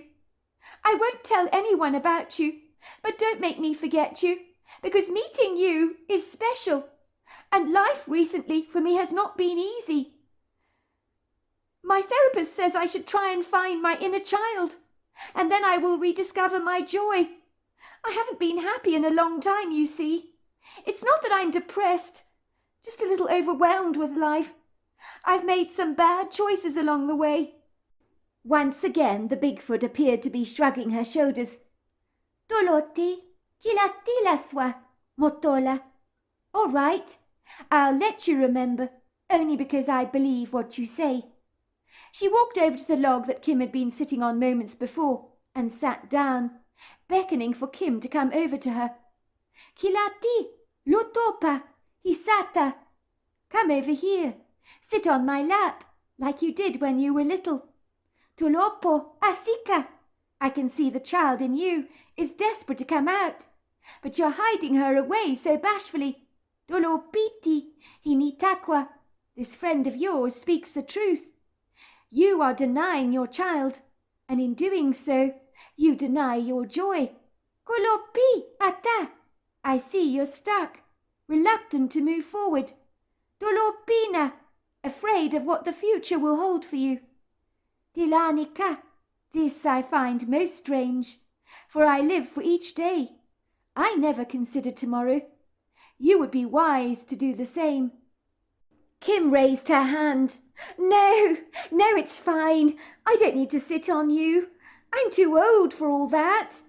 But a little voice in her head nudged her, encouraging her to do just that. And before she knew it, she found herself sitting on the Bigfoot's lap, like she'd done as a little girl all those years ago. And for a moment, Kim felt as if she was that little girl all over again. And she began to giggle and cry at the same time, while the Bigfoot began to whistle so many merry tunes to her. And suddenly she felt so much better, almost as if a heavy burden had been lifted off her shoulders. Kim was not sure how long she'd been sitting on the Bigfoot's lap. In truth, it could have been minutes. It could have been hours. But when she got up, something inside her had shifted, and she felt very different, so much better, so much more clear about her life. Tolopina, ikatwi. We'll see each other again, said the Bigfoot. Okolipo, hatanaswa. I have a sense one day you'll be in trouble. You will need me then. If you focus on me, visualize me, call my name in your head, and I will be here. I will come to your aid. Kolotila takwa korsisa. My name is Korsika. Don't forget it. My appointment with you has not come to its end. Kolopila sina. I look forward to seeing you again. And with that she was gone like the wind. When Kim returned home, both her parents described her as seeming different, and that her bicycle ride had clearly done her the world of good. But Kim knew so much better than to tell them about her strange encounter with a Bigfoot. Kim's personal account, 1 year later. The call that was to change my life from the past to the future came late on a Friday afternoon, and I was certainly not expecting it. I was still living in a cottage my father had built for me on the sprawling grounds of their North Carolina premises. It was good to be close to my parents, and I loved living among the scenic resplendence of the countryside. If the truth be told, I had become attached to the place, but regretfully it was still a little Spartan on the inside, requiring some loving touches and comfortable furnishings to make it home from home.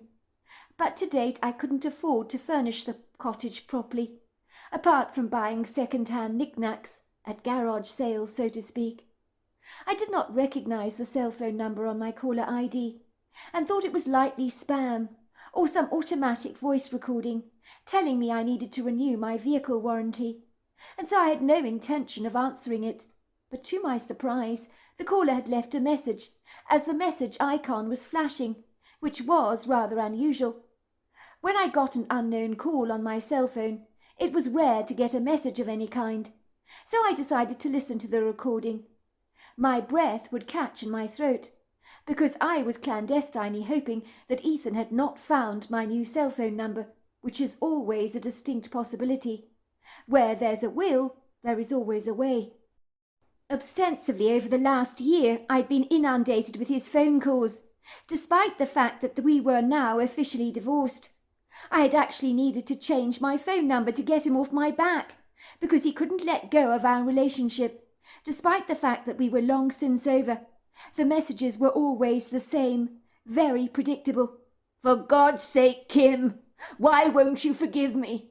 We were good together, really good we were. I messed up, I admit that. But I will get help, I will. I'll improve myself for you. I recognize I have problems. Which was ironic because he had moved his new girlfriend into our old apartment on 7th Street in Boston. So if he was intent on changing, he certainly had not jilted his new love interest. I tap the voicemail icon and play the recording to listen to the message, pulling in a deep breath, as I guess I'm anticipating hearing Ethan's voice. But thankfully it is not him. I sigh in relief. My heart stills its beat, and I wipe my clammy hands against my jeans. Miss Carter Barron, my name is Cornelius Waterstone, says a deep, very serious, authoritative voice. I'm an attorney from Buffalo in New York. I need to speak to you about a private matter. Please could you give me a call at your earliest convenience? When I hear the message, I felt my stomach twist in a tangle of sailor's knots, and I feel a rush of dread spring through each cell in my body, so that every hair on the back of my neck is standing up on edge. I know I've never broken the law before, but right now, the way I'm feeling after this ominous phone call from an attorney's office is that I've guiltily swallowed balloons containing heroin, and have absolutely no recollection of smuggling the white powder into North America on a recent trip from Bangkok. I'm only learning about it now. It's amazing the weird things that go flying around your imagination, like unwanted flying saucers, that have no bearing on reality whatsoever. But that was what was going on in my mind. The worst thing I've ever done is shared a joint with someone, when it was illegal. Stop tormenting yourself, I tell myself. Why does my wild imagination make me believe the very worst? I'm not carrying any debt, as all my outstanding bills have thankfully been paid after my divorce settlement with Ethan was settled. So what is all this about? I mean, he'd left me high and dry, virtually penniless, but then again that's a whole nother story. Let's just say Ethan spent money, as if it was growing on trees, which amounted to a whole lot of debt for the both of us. I was rebuilding my life from the bottom up, and things were going well for me. So this fortuitous phone call from a strange attorney's office in Buffalo had inadvertently set the cat among the pigeons. I mean, I didn't own a large dog that had knocked over a poor old woman down on the sidewalk, injuring her so badly that she had decided to sue me for damages. In fact, I'd only ever owned small, medium dogs like pugs. Nor had I ever been to Buffalo in New York before.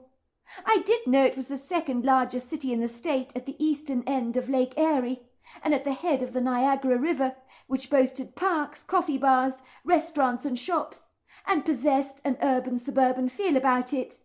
But beyond that, I knew pretty nothing about Buffalo, other than it being for me an ambiguous, unfamiliar dot on the map that I was yet to visit. I did not know anyone who lived in Buffalo, New York. So why was an attorney based there calling me? What could he possibly want with me? I'd never heard of anyone called Cornelius Waterstone before. So with a quickening heart and trembling fingers, to get myself out of my misery as fast as humanly possible, all the anxiety would likely kill me if I didn't know what this call was about. So with a vacillating hesitancy, I had to return it as soon as I possibly could, while holding my breath as if I was diving underwater. The kind, sweet voice of a mature receptionist answered my call and transferred me to Cornelius Waterstone's office. I wait for a minute, listening to some Beethoven music until the call is finally answered. "Thank you for getting back to me, Miss Carter Barron," he says, in a brisk professional voice that demands both respect and is polished and articulate. "I very much appreciate your prompt reply. My name is Cornelius Waterstone, from Wyatt's and Waterstone's attorneys. I have some information for you that is significantly important to you, but for security reasons I need to verify your identity first." I breathe out a sigh of relief when I realize I have absolutely nothing to worry about, and that my undue panic was completely unfounded. But I was suspicious that this person on the other end of the telephone, and was certain that he was scamming me, like those people claiming to be from Social Security, who are clandestinely desirous to hack into your personal data to steal funds from your account. although good luck to them on that score. I dare say robbing a church mouse ain't going to be much fun for those money-grabbing criminals. I'd heard about these scams often enough, and I was not going to allow myself to fall victim to all this nonsense, or to put up with it for that matter. How this man got my name was nothing short of incredulous. But then again, why am I surprised? They can do anything these days, can't they? The criminals are more sophisticated than the banks nowadays, and one step ahead of them, I'm told.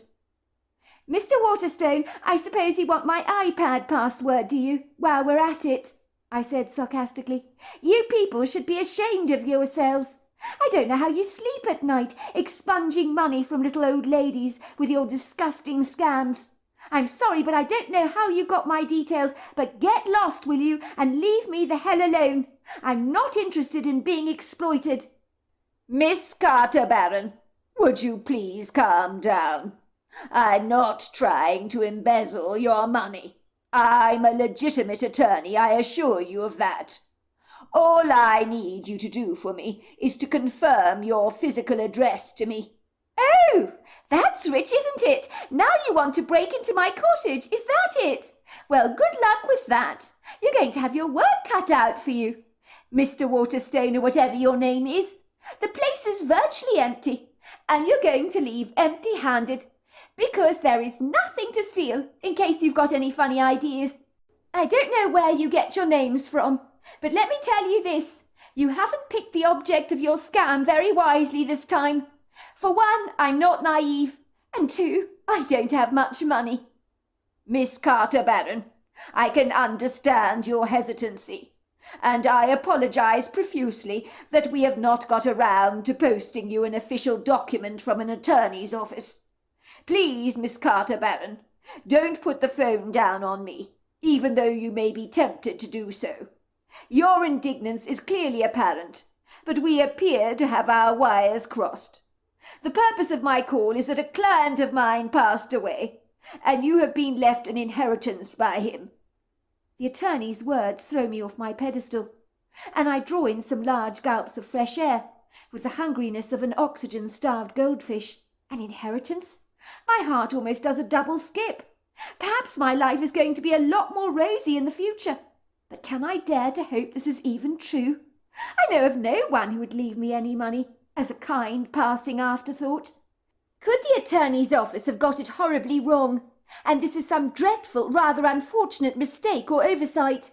I did know there were some family members on my father's side, the family long since estranged, but there were cousins and wayward uncles I hadn't seen in many years. But one of these people, leaving me something in their will, well, it was a remote possibility, but a very remote one at that. What was your client's name? I asked pensively. My client's name is Clark Johansson, or was Clark Johansson, so to speak. The name rings no bells in my head, and I feel the disappointment pound through me like a fast-moving freight train. I now know it's a dreadful mistake. It has to be, for I know no one of this name. Whatever inheritance that Clark Johansson left, it was certainly not for me, and the revelation brought me back to reality with a cruel, hard jolt, as if I'd been hit across the face with an icy cold hand. Life could be brutal at times, but there you go, another one bites the dust. I'm sorry about your client's fortuitous death, Mr. Weatherstone, really I am. But I'm afraid I didn't know him at all. There must be an unfortunate mix-up somewhere along the line. In my head I'm hoping that somewhere in the dark recesses of my memory that the name Clark Johansson is going to jolt me wide awake and become familiar to me. But I keep just firing blanks in my head. Could this Clark Johansson be on my mother's side of the family, I wonder? My mother did have relatives with the name Jones, but I knew not of any Johanssons. Are you certain of this, Miss Carter Barron? You say you know of no Clark Johansson. Are you sure about that? I'm sorry, but I think I am sure. I would remember a name like that very clearly. You've definitely mistaken me for someone else. Although there are not many Carter Barrons around, I'll give you that. But the name Clark Johansson is very distinctive, and I think I would remember it. So how you mixed up my surname, I honestly am not sure. It's a mystery you're going to likely have to resolve yourself, Mr. Waterstone, I'm afraid. Miss Carter, Baron, I assure you there is no mistake. In that moment, I was now more certain than ever that this was some kind of masterful, sophisticated con. They'd probably seized onto my double-barrel surname, smelling money like a hungry fox on the trail of a rabbit. But they were running after the wrong rabbit in this scenario, as this rabbit was a bedraggled one at that, not endowed with many of life's luxuries. Besides, I had no intention of getting caught up or snagged in this man's silvery web of deception. I have no idea what kind of game you're playing with me, but I have no interest in playing it. I've got better things to do with my time, Mr. Waterstone. Do me a favour, Miss Carter, Baron. I would like you to Google my law firm. Then call me back on the number listed on the website. When you do that, I feel satisfied that you will be persuaded that I am who I say I am.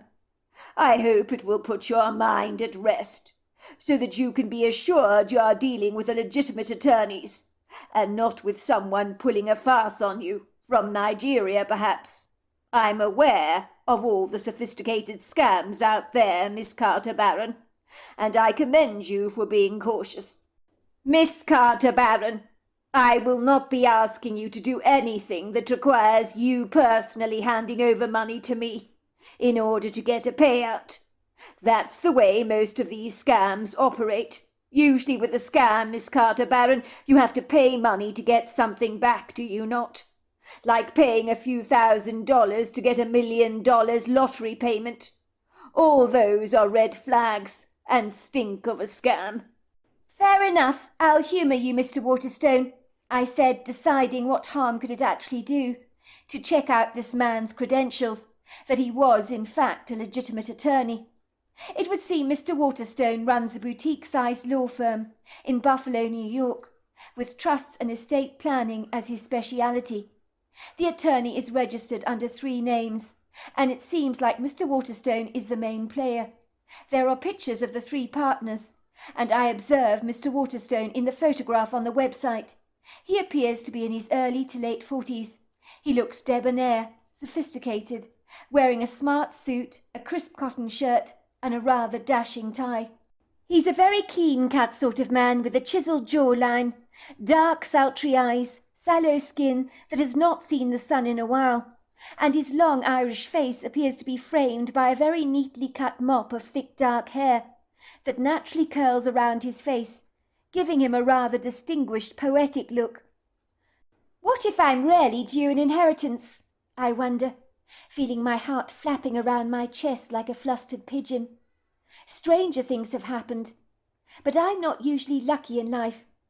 Inheritances tend to fall into other people's laps, whose gilded lives are wrapped in the fine tissue paper of privilege and good fortune, but usually not mine.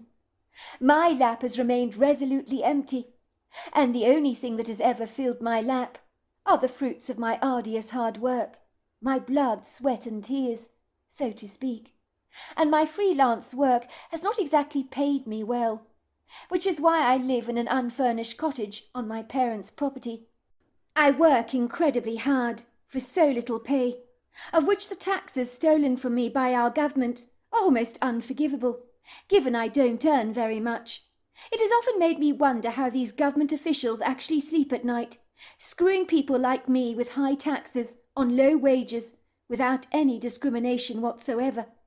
So if there is a glimmer of light shining down on my bank account for a change, I'd gladly welcome it. I decided first of all to Google Clark Johansson, Buffalo, New York, and an obituary comes to my immediate attention. I discover he died a week prior from testicular cancer, at the young age of only 42 years old, leaving behind him a wife and 2 children. And now I'm even more confounded. I certainly do not know this man.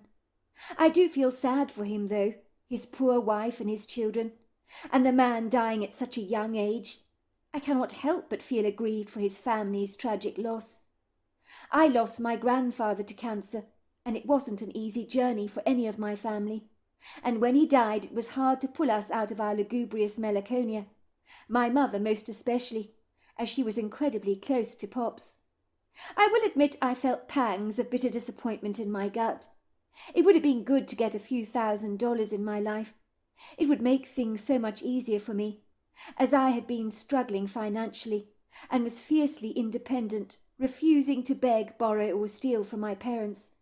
But things were never easy for me, and meeting my financial challenges was always laboriously hard. I was a proud person who trudged through life never complaining, facing every storm, of which many of mine had been financial. So the sweet honeyed smell of a small deposit in my bank account would be very pleasing indeed.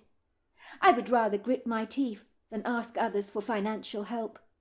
Mr. Waterstone seemed very certain that there had been no mistake in this matter, so I phoned him back, and sure enough I got through to a legitimate attorney's office in Buffalo, and realised that this was no scam. My breathing quickened as I listened to what Mr. Waterstone had to say, hanging on to his every word, with an eagerness of a dog fancifully dreaming over a big fat juicy bone that was about to come his way, and positively drooling in excited anticipation. "Thank you, Miss Carter-Barron, for phoning me back. I appreciate it very much. I think you have established my law firm is legitimate by now. If you could indulge me in another matter, I would most appreciate it if you would verify your address to me." I decide to indulge him. I mean, I haven't got much for anyone to take. If someone were pulling a scam, they'd be bitterly disappointed in my sorry lot. My old computer is about 3 years old. My laptop and cell phone are not exactly the latest models.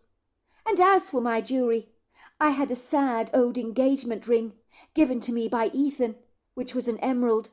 I'd been told by the jewellers that it had been badly damaged because it's a soft stone. A little like my relationship with Ethan, perhaps. So it wasn't worth very much. I give Mr. Waterstone my home address in North Carolina, and he seemed satisfied by my address, confirming that this is indeed the address he has on his files. This is getting curiously intriguing for me. Furthermore, Mr. Waterstone tells me I am definitely the beneficiary, and there is no mistake in this matter. And for a brief moment, I can hardly draw breath. "Sorry, Mr. Waterstone, but are you talking about dollars and cents here?" There is a pause at the end of the phone, and then Mr. Waterstone says, "I'm sorry, Miss Carter-Barron, but I'm not at liberty to divulge such details to you yet." I let out a huge sigh. "Fair enough. I think I understand. But can you at least tell me what the reason that Clark Johansson had for leaving me as a beneficiary in his will? I was able to look up Clark Johansson's obituary before I returned your call, Mr. Waterstone. It appears he has a wife and kids. Why would he leave anything to me? It makes no sense, especially as I don't know who the hell he is, if I'm being perfectly candid with you." "That's a very good question to ask, and an enigmatic one at that, Miss Carter-Barron. Ostensibly his wife and children have been well provided for. I can assure you of that. But he did not give me a reason as to why you were to be a beneficiary of his will. But he did give me all your details. You were educated at Heathfield Hall, an expensive private school. I gather you went to West Carolina University, and got an M.A. in advertising and public relations. He mentioned your marriage to an Ethan Hansen, whom you recently divorced, and due to financial and emotional difficulties, you moved in with your parents. You live in a cottage on your family's property, called Weaver's Place. You are working freelance in public relations at the moment. You have a brother Aaron, who works as a very successful engineer at C.D.N. Smith in Boston. He lives in Boston and has a wife and 2 small children in an affluent neighbourhood, and is doing rather well for himself. You, on the other hand, Miss Carter-Barron, have not been quite so lucky with your lot." "You've got me," I said, feeling rather unsettled that the late Clark Johansson appeared to know so very much about me, and yet I was nowhere near knowing who he actually was. "So what now?" I asked. "What is the protocol here? How do we proceed with all of this?" "I know this is an inconvenience for you, Miss Carter-Barron, I am quite sure it is. But I will organize a flight for you from North Carolina to Buffalo, as you are 10 hours away from my offices. So I realize that this is a little bump in the road that you will have to cross and overcome. But it is important that I see you in person. You need to bring your passport and driver's license along for identification purposes. I would appreciate it very much if we could see each other at about 10:30 tomorrow morning. There will be another person attending our meeting, as requested by the deceased. I will see you in the morning, Miss Carter-Barron, and will cover all your transportation costs. So get a taxi straight to our offices. It'll be easier that way. The estate will cover all those supercilious costs, and if you need to stay at a hotel overnight, all well and good. You will be reimbursed for any outstanding costs you incur, to get to my offices, that is. I couldn't believe what was happening. A perfect stranger had made me a beneficiary in his will, and yet I had no way of knowing who this mystery man actually was. I hoped answers would be forthcoming. I needed to know why a perfect stranger would make me a beneficiary of his will, but there was a small part of me that was still sure that this had to be a dreadful mistake. I knew of cases where this sort of thing had happened before, when family members decided that their own family was not worthy of receiving an inheritance due to greed, selfishness, insouciance, lack of care, and so many more reasons. I recently learnt of a lonely old man whom had died and left his vast fortune to a woman in a hairdressing salon, who tended to his hair every single month and would talk to him about his day.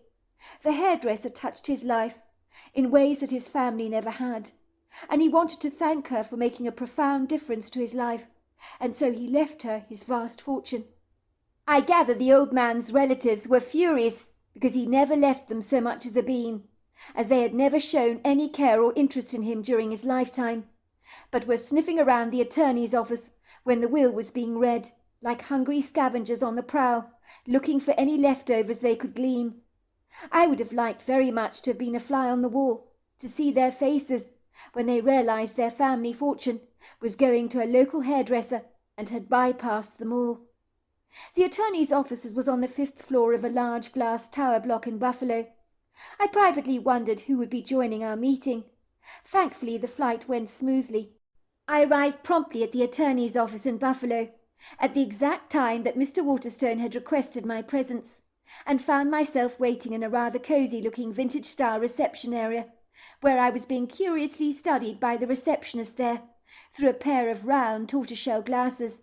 She was smartly attired, middle-aged in her 50s, with blonde hair tied back in an elegant knot. "You need to wait a moment," she told me, lifting up a receiver and speaking to Mr. Waterstone. "Yes, that's right, Mr. Waterstone. Miss Carter-Barron has arrived. She's here in the reception." She put down the receiver and told me to wait a while. I sat in a large, very comfortable wing chair, rather nervous, my palms both damp and clammy in anticipation. The glamorous attorney's office was kitted out very classily, with elegant plush furnishings that epitomized both style and taste, which made me certain that any of the clients here were rather wealthy. Could I dare to hope that this stranger, Mr. Clark Johansson, whatever his name was, had left me a lump sum like $10,000 perhaps, which could be put to great use? I could use the money in sprucing up the cottage where I lived, and to make it more homely and welcoming. At the moment it looked like a doctor's office, with its boring drab white walls and Spartan unhomely look, that was begging to be softened by comfortable sofas and pretty cushions. There was a strange buzzing sound on the receptionist's intercom. She answered it. "Yes, Mr. Waterstone. Yes, I'll bring her now. Miss Carter-Barron," she said, looking at me. "Will you follow me?" she gestured.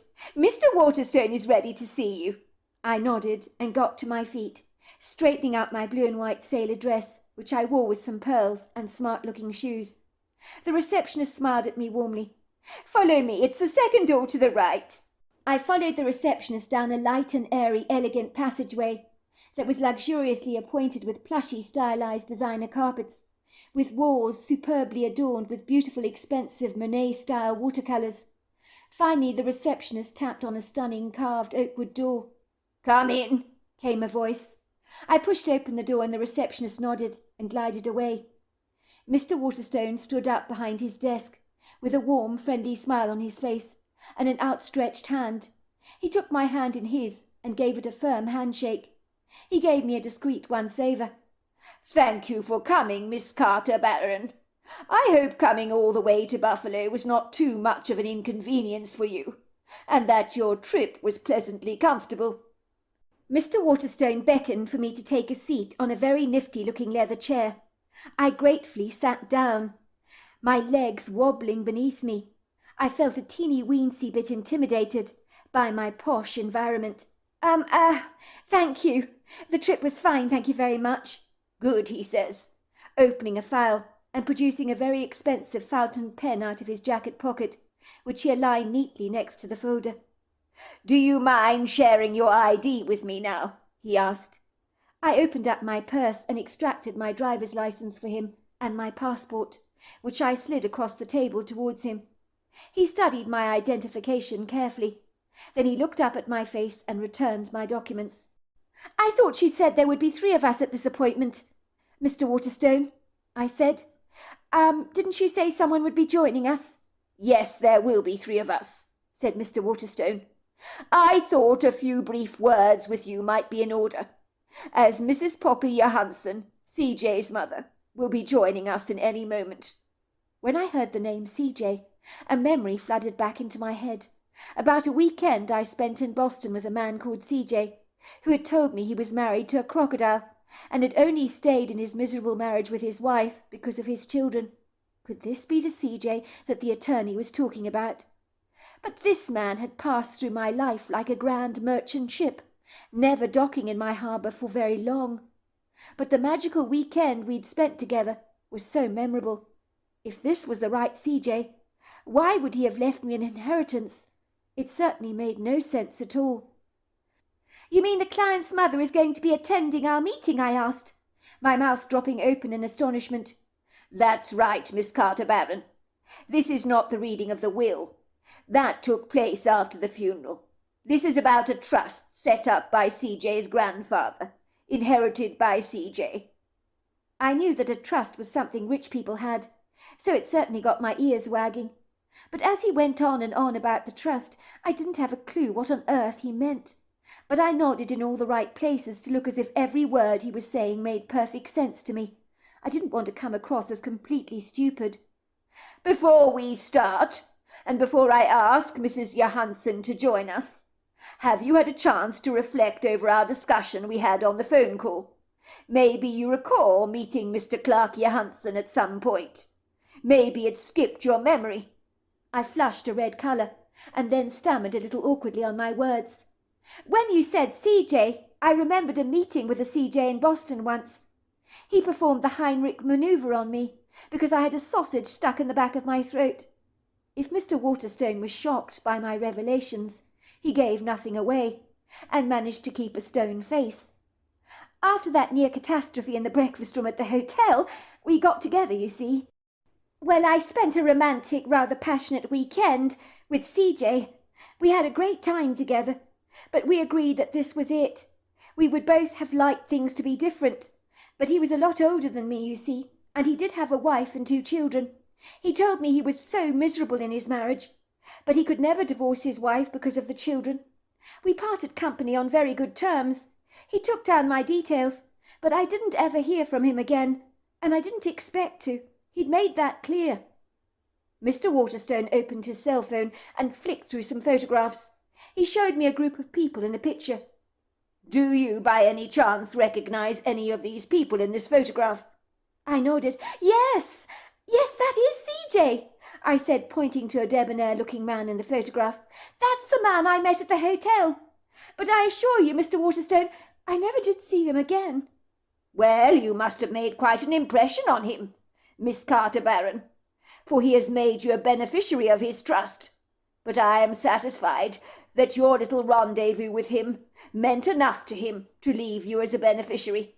I think now we can call in Miss Poppy Johansson into the room." In a trice, a bouquet, a sweet-smelling, expensive perfume entered the room before I even saw the woman. And then there she was, Mrs. Poppy Johansen, walking straight into the attorney's office. She was a glamorous woman sporting a neat bob of white hair, wearing a Chanel black and white jacket with a sleek pair of red pants and very smart pump shoes. And although this woman was chic, like any mother having lost a son, she was very grief-stricken. I noticed mottled red patches on her skin and around her eyelids, as if she'd been crying for a very long time. I rose to my feet, extending my hand towards her. She took my hand in hers, and her bony hand was as cold as ice. "I'm so sorry, Mrs. Johansen, for your dreadful loss," I say politely, my words feeling feeble and vacuous. In truth, I know no matter what I say, it'll seem empty, as no words can make up for a devastating, tragic death. There is no greater loss for any mother when her children go before she does, so I could not imagine what Mrs. Johansen was going through, but I could see the melancholia in her eyes, and it pained me to even look at her. It feels wrong for me to be here, but I returned to my seat, my foot nervously tapping the grandiose carpet beneath me. "That's kind of you to say, dear," said the woman stiffly. Her tone of voice is neither hostile, nor is it warm.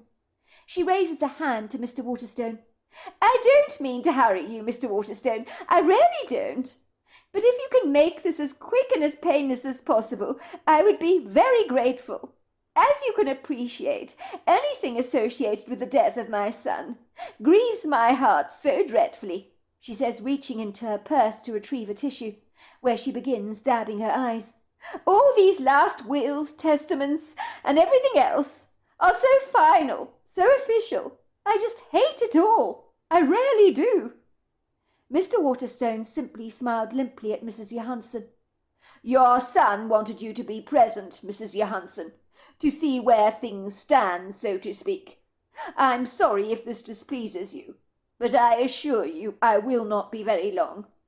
I will leave out the legal dribble and get straight to the point. People always prefer it that way. But of course, Mr. Waterstone, I do understand and appreciate that.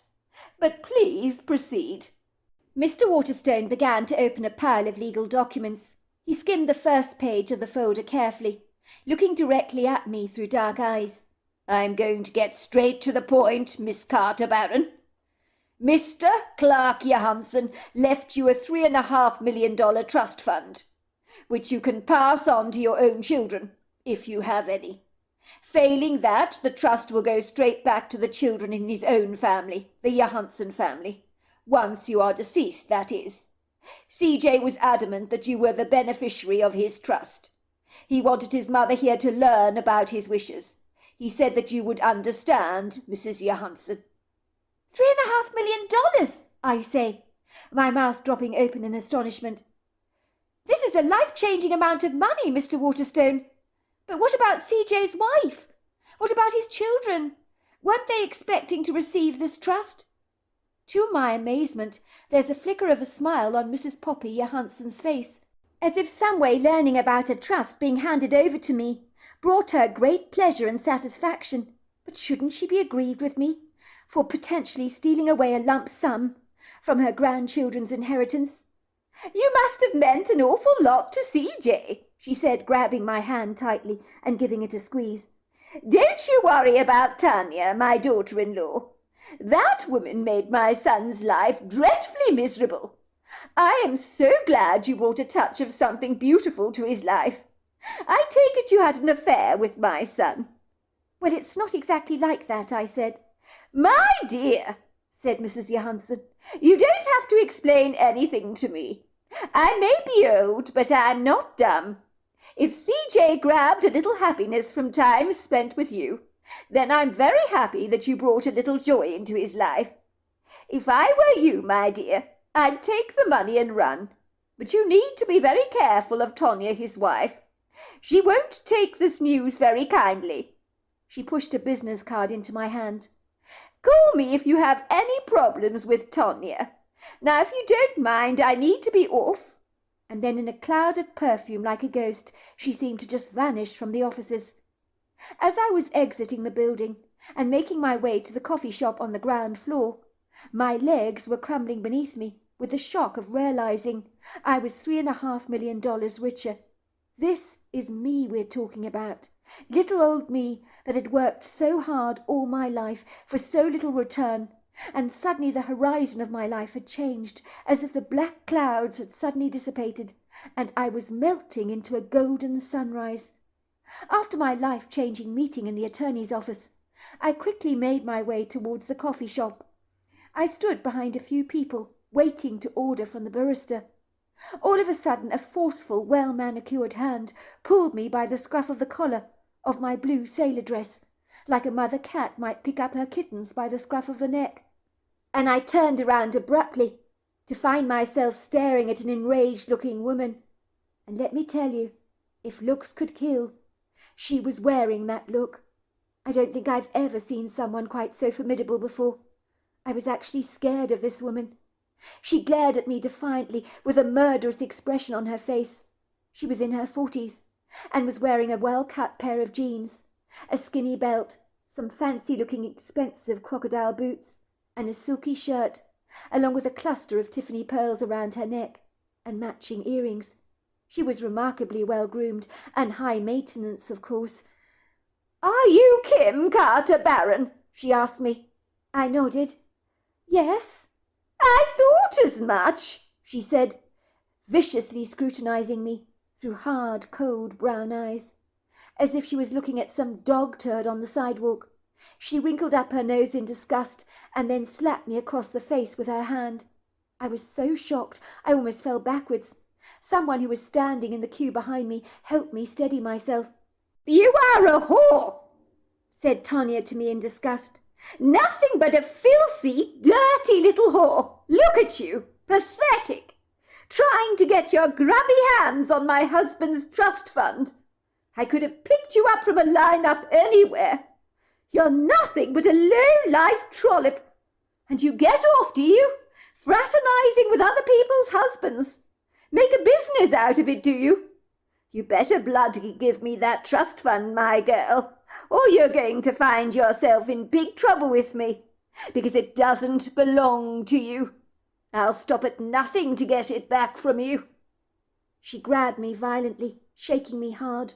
"You haven't heard the last of me, young lady. You haven't heard the last from me. You're going to pay for this big time, and rue the day that you ever seduced my husband in the way you did. And just so you know, girl, payback's a bitch." And with that she sauntered off, jiggling her narrow hips like a disingenuous, scheming woman who meant business. And I will admit, I felt a little like Daniel being thrown in the lion's den. That woman was vicious, dangerous. No wonder CJ described her as a wanton crocodile. I couldn't believe he'd put up with being married to this ruthlessly cold-blooded woman. No wonder he was so miserable and lonely in his marriage. I wouldn't have been surprised if her own kids were terrified of her. I realized in that quintessential moment that I had met the most formidable, cold, calculating woman. And her name was Tonya Johansson. Suddenly I was more determined than ever to keep the trust fund that I was going to inherit. That woman possessed no redeeming qualities. She was self-entitled, toffee-nosed, self-centered, and positively vicious, and I knew from thenceforth I'd need to be watching my back. I had not seen the last of Tonya Johansson yet, but I had no idea how far this woman would go to make my life a living hell. For hell has no fury like a woman scorned. It was a few days later that a young man paid me a visit at my cottage. The moment I saw him, I knew at once he was CJ's brother, for he looked exactly like the CJ I'd encountered at that hotel over 12 years ago. The resemblance was so uncanny, it actually took my breath away. I was wondering if he was paying me a visit because he was grievously upset about the trust fund that CJ had left to me, but I knew I should hear him out, whatever he had to say to me. It was the polite, civil thing to do, given he'd come all this way from Buffalo to see me. "May I come in?" he asked me gingerly, as I opened the door for him. I could see, like his mother, that his eyes were all blotchy and red, as obviously he was grieving the loss of his brother CJ. "You might be surprised to know," he said, that CJ sent me to see you on a private mission after his death.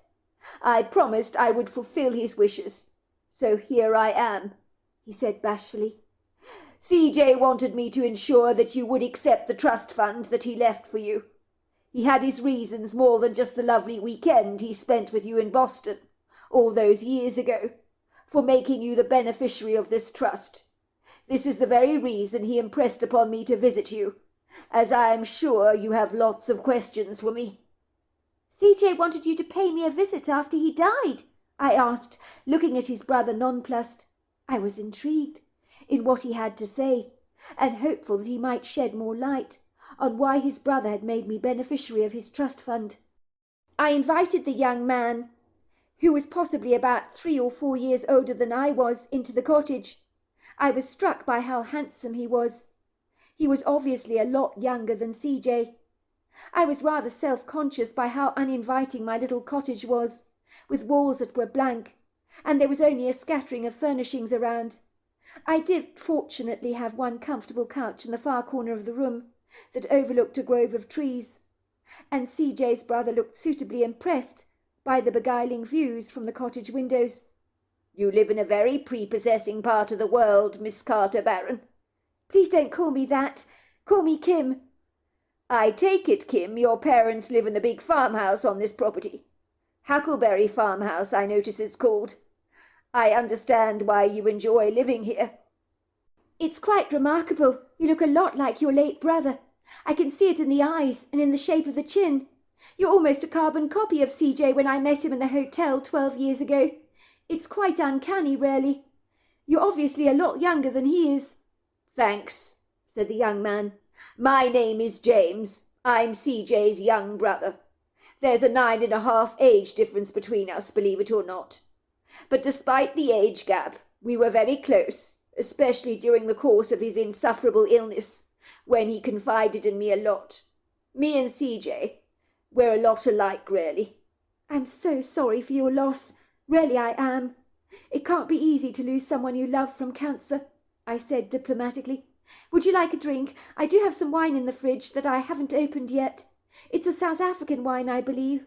A Cabernet Sauvignon. I'm told it's good." "Sounds like a great idea," said James. "I think a drink might steady my nerves a little, and South African wines have a good reputation. They're exceptionally good, I believe. So I will not be declining the glass of wine. What I have to tell you next is not going to be easy, but CJ wanted me to tell you the truth, and I think in the circumstances you're entitled to hear it." "Wow, it does sound intriguing," I said. I poured James a glass of wine in a modest-looking wineglass. Much like his late brother, he was well presented, wearing a rolled-up pinstripe shirt and a pair of cream chinos, and smart leather shoes that looked like they'd cost a fortune. I sat down on a hard-backed chair which I pulled up close to the sofa, where James was sitting, my eyes focused on him. I could see something was weighing heavily on his heart. He was almost reluctant to speak, as if he had a large chunk of coal stuck in the back of his throat. He took a large sip of wine, and with trembling hands he put it down on the coffee table. "I know a lot about you, Kim, from my brother. He told me about your unusual meeting at the hotel in Boston all those years ago, when a piece of sausage got stuck in the back of your throat. It was an idiosyncratic way to meet someone, but he described your meeting as serendipitous. He said you were like a breath of fresh air that extinguished some of the darkness in his own life, made him forget about his miserable marriage for a while." "That's right. Your brother actually saved my life. There was an elderly couple in the breakfast room at the hotel. They just stared at me. But your brother, who'd been reading a paper, came to my rescue at once. I couldn't breathe. I was suffocating on that piece of sausage. And he literally saved my life." "I am sure, when you met CJ, that he confided in you on the miserable state of his marriage," said James.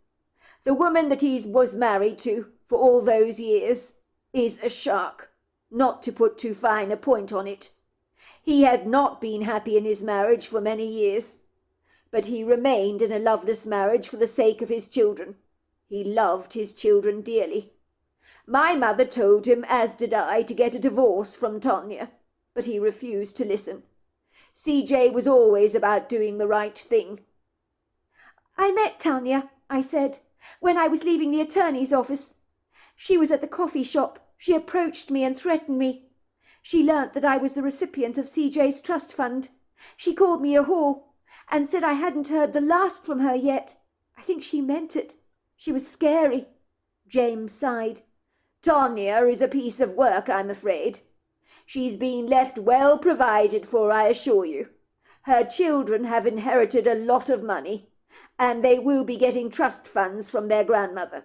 But for Tonya, getting her hands on your trust would be to her extra money to spend on supercilious stuff she doesn't need, like extra designer clothes and fancy trips. She's furious and enraged about James leaving his trust fund to you. You must watch your back. I need to warn you about that. Tonya can be dangerous, but don't let her pressurize you into handing over the trust to her. It's rightfully yours. CJ meant for you to have it. But it seems like a lot of money to leave someone just for a great weekend, I said. I suppose I can understand why Tonya is aggrieved, even if she is not a nice human being. There is more to the story than meets the eye, said James soberly. My brother got the shock of his life when he discovered your surname was Carter Barron, after he'd spent that weekend with you in Boston. Suffice to say, he knew at once who you were, when you were parting company at the hotel. He took down all your details. Let me tell you, he had the wind knocked out of his sails. Brace yourself for what I'm going to say next. It's not going to be easy to hear. Believe it or not, Kim, the story begins before you were even born. Me and my brother CJ would go and stay at our grandparents from time to time. We came all the way from Buffalo in New York, we did. They lived in a farmhouse not far from yours, here in North Carolina. You probably know it. It's called the Blue Iris, although I'm not entirely sure if the name has remained the same. That is something I would have to check up.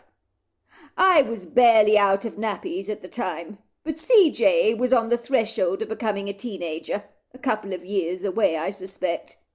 He was always getting up to all kinds of mischief, like young boys do. My grandparents sold the place a long time ago, after they moved to the coast, which was a dreadful pity, because we enjoyed coming up to North Carolina. My brother regularly frequented some of these back roads around these parts, cycling a lot, ATV riding and horse riding, stuff like that. My brother, let me think, he was probably 11 years old at the time, something like that. I could have been between 2 or 3 years old. One day I was put in the back of the Buick, my grandfather's Buick, in a little child car seat, which my grandfather had fitted for me at the time. CJ impulsively decided to go off for a joyride with me in the back of the car. That way he was not relinquishing his babysitting responsibilities. Bringing me along for the ride, so to speak, was his idea of killing 2 birds with 1 stone. Rather like doing the dishes while you're standing on one leg in that yoga position. My grandparents were away for about 30 minutes, that's all. They were coming back. My brother was in charge of taking care of me. My brother was so obsessed with cars. He'd make those brimming noises all the time, I believe. He collected vintage cars, you know, and even after his death I've inherited some of his collection that he had back then. He loved going to car rallies and stuff like that. My grandfather had taken him driving in his Buick many times, supervised, of course, and CJ was quite a good driver. So on the opportune day when the grandparents were out of the way for 30 minutes or so, he was on babysitting duty. So what perfect time and opportunity to take the car for a joyride on a back-country road for a few minutes. And on that day, a young woman appeared to be riding a bicycle down the country lane. That woman was pregnant with twins. She was your mother, and one of those twins in her belly was you. I took in a deep breath. I knew what was coming next. My heart began to raggedly bounce in my chest up and down. My brother CJ was driving his grandfather's Buick rather recklessly, I might add. He was taking it for a quick fun spin down the road before his grandparents got back. If my grandfather had an inkling of what CJ was getting up to, he'd have been furious and would have thrown a wobbly. He could lash out at times like an angry dog, but his bark was much worse than his bite. He was a rather lovable grandfather, really. CJ knew better than to upset him, though. Unfortunately, CJ was ramming into the back of your mother's bike, when for a brief moment he confused the accelerator for the brake, which was most unfortunate. I think he panicked, and then got very confused. Your mother was catapulted like a bullet across the road.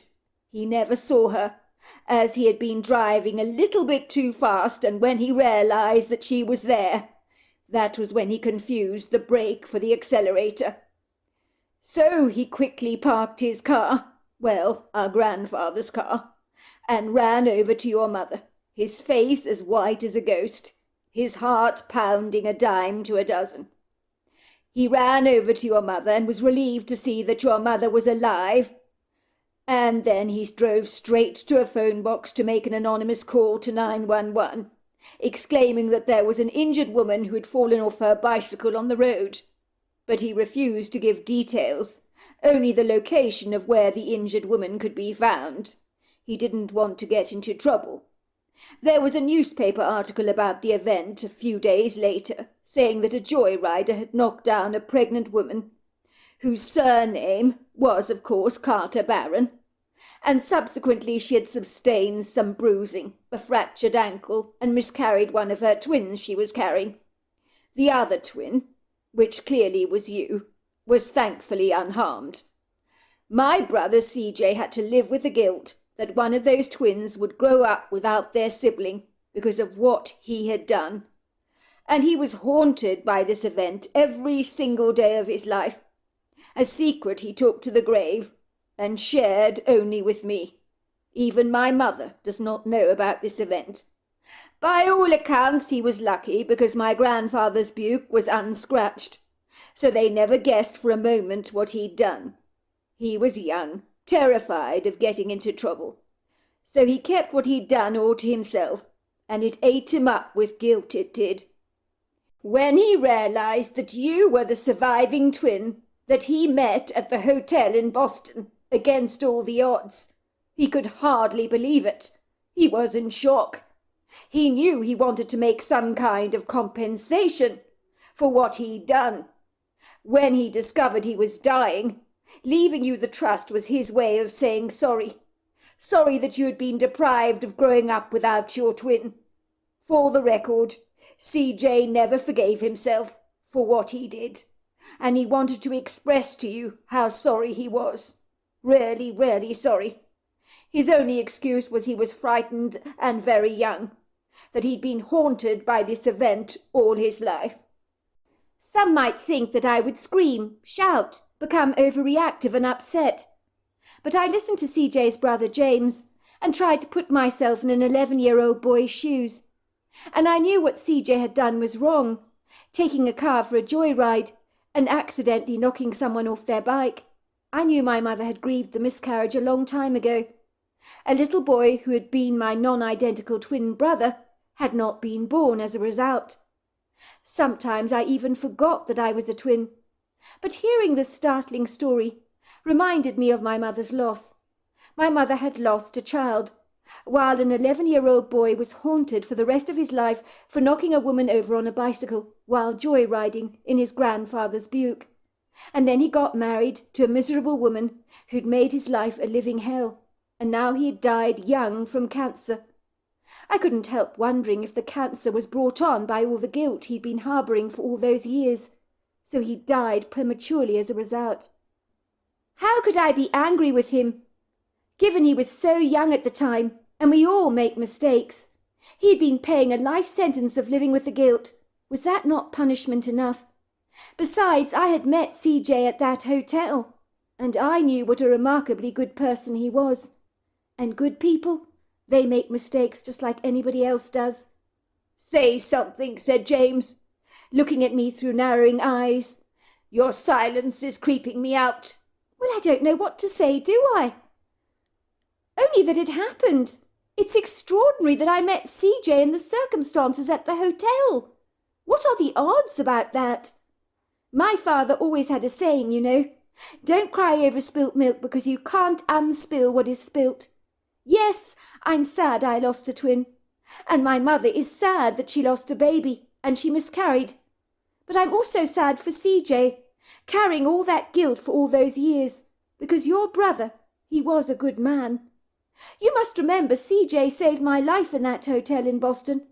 So in a strange way, he's already made restitution. But I'm not angry. I'm sad that all this had to happen. Sad for everybody involved in the fortuitous accident.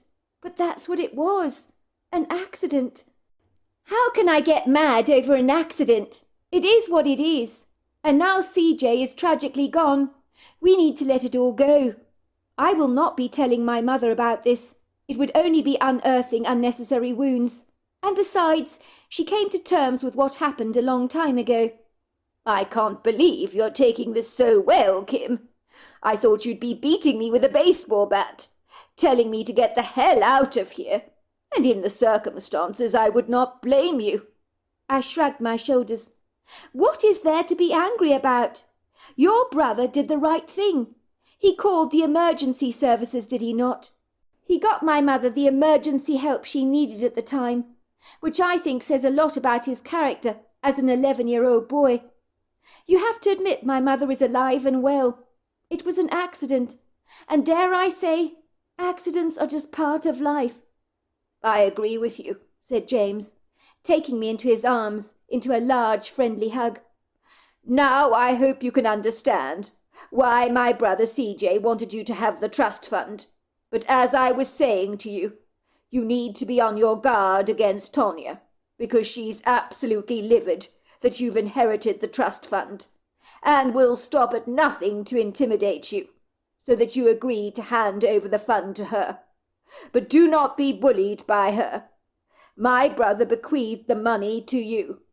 Unfortunately, Tonya has made his life miserable, so my mother is actually thrilled that the trust is going to you, and not Tonya, to indulge her every whim. My mother never liked Tonya, nor did I. And if the truth be told, I think that CJ barely tolerated her. I was surprised, therefore, when he told me what had happened between the two of you at the hotel, because my brother was extraordinarily loyal to his wife, despite the fact that she did not deserve his loyalty. She treated him like the muck on her shoe. She was a dragon to be married to. You were the one blip he made, but one he never regretted for even a single moment. It's a small world, I said. A very small world. I can hardly believe it. I met CJ at a fragile time, when my whole world had been knocked off its axis, as my boyfriend was not who he seemed. So I guess we comforted each other that weekend. But your brother, I do remember this, James. He was an incredibly good person. Much better than the loser I since married and divorced. Ah, he told me all about that. My brother has kept abreast of what you've been doing over these years. He was concerned over your welfare, mortified when he heard you were marrying Ethan Hansen, the man that betrayed you once. My brother believed it was a given he would do it again. He said you deserved so much better. He was surprised when you took Ethan back and married the man. I took in a deep breath. Well, you know the saying, there's no fool like an old fool. I guess I believed Ethan had changed, that he was going to remain loyal to me, but it was not to be. I'm sorry, said James. I really am. Once again he wrapped me in his arms and kissed me on the cheek, slipping his card into my hand. Call me if you need anything at any time, and most especially if Tonya gives you too much trouble. As you can imagine, my mind was a whirl with all the things I'd learnt, but I knew better than to dwell on the past. I mean, what was the point? My relationship with Ethan had taught me that. I was not going to waste my time brooding on what could have been. The script of my life had been written and printed. I couldn't go back to bleach the pages and write over them again. I had made so many mistakes in my own life and a plethora of poor, very bad choices, so I wasn't exactly in a position to judge anybody else's mistakes. I'd made enough of them of my own. I decided I would keep the trust fund money I'd inherited and was looking forward to moving away from the days of struggle and financial hardship that had diseased my life for so long. My mother never spoke about the twin that she'd lost, and when she did, she'd say, "Well, I'm to blame, aren't I? I was pregnant out riding a bicycle on a country road. It probably wasn't the wisest decision in the circumstances. I was rather heavily pregnant. But lots of people exercise during pregnancy," I'd said. "But someone drove right into you and knocked you off your bike. Aren't you mad with them?" My mother had looked at me incredulously. "Of course I'm not mad, sweetheart. It was an accident. Accidents happen. Do you know how many people get flung off their bicycles every year in collisions? It happens, my dear. I'm just glad that one of my pregnancies was spared. And I'm also thankful that the person that banged into my bicycle had enough of a conscience to call for help. Because help might have been a long time coming on that lonely, sequestered road. I'm sorry also that you did not grow up to know your twin brother. But some things are just not meant to be. I rarely believe that," she told me. "When your brother Aaron came along a year later, I knew that I'd been really blessed to have a son. The doctors thought I'd never conceive again, you know, let alone carry a baby to full term, but they were wrong. I always believed that Aaron was the lost soul of your twin being rebirthed again in my womb. So in the end, I never believe I lost anything at all. God is good, you know, and let's not kid, dear. For a brother and sister, the two of you are exceptionally close, despite your differences." It was true. I didn't know many brothers and sisters as close as Aaron and I were, and we were physically so alike we could have been mistaken for being twins. We were in touch with each other almost every day. So maybe my mother's fatalistic attitude about life was right on the money. Much as I despised the mistakes I made in my own life marrying Ethan, I could not deny that I had grown so much from them. I had become a better person because of them. Everyone knows that the human soul evolves from heartbreaking challenges. We don't become beautiful souls from sailing through life on smooth waters. It's the tempestuous waters that are the shaping of us. I hasten to say, after learning about what CJ had done all those years ago as a young boy, I had in my heart only one thing, forgiveness, and I hoped at long last that CJ had found his peace wherever he was. James and Poppy Johansson had not been wrong about Tanya Johansson and her desire to make my life a living hell, because it began with a big threatening bang. Every morning, like clockwork, I'd pop over to the main house for coffee and a chat with my mother. I worked from my laptop at home doing stuff freelance for companies, so I enjoyed taking a break to be with my mother, as me and my mother were exceptionally close. "Oh, I'm so glad to see you this morning. Fancy a coffee?" "Of course. Why do you think I'm here?" "Tell me something, sweetheart. Who was that handsome-looking gentleman who visited you at the cottage the other day? Don't think I didn't notice," my mother said with a twinkle in her eye, sliding a piping hot mug of coffee across the table to me. I shrugged my shoulders nonchalantly, giving nothing away. "Oh, he was just a friend." "Sweetheart, I'm not an idiot. Look at me. Do I look like an idiot? It looked from where I was standing that there were sparks flying between the two of you. I thought you looked very good together. He seemed incredibly nice." I smiled shyly at my mother, because I knew it was true.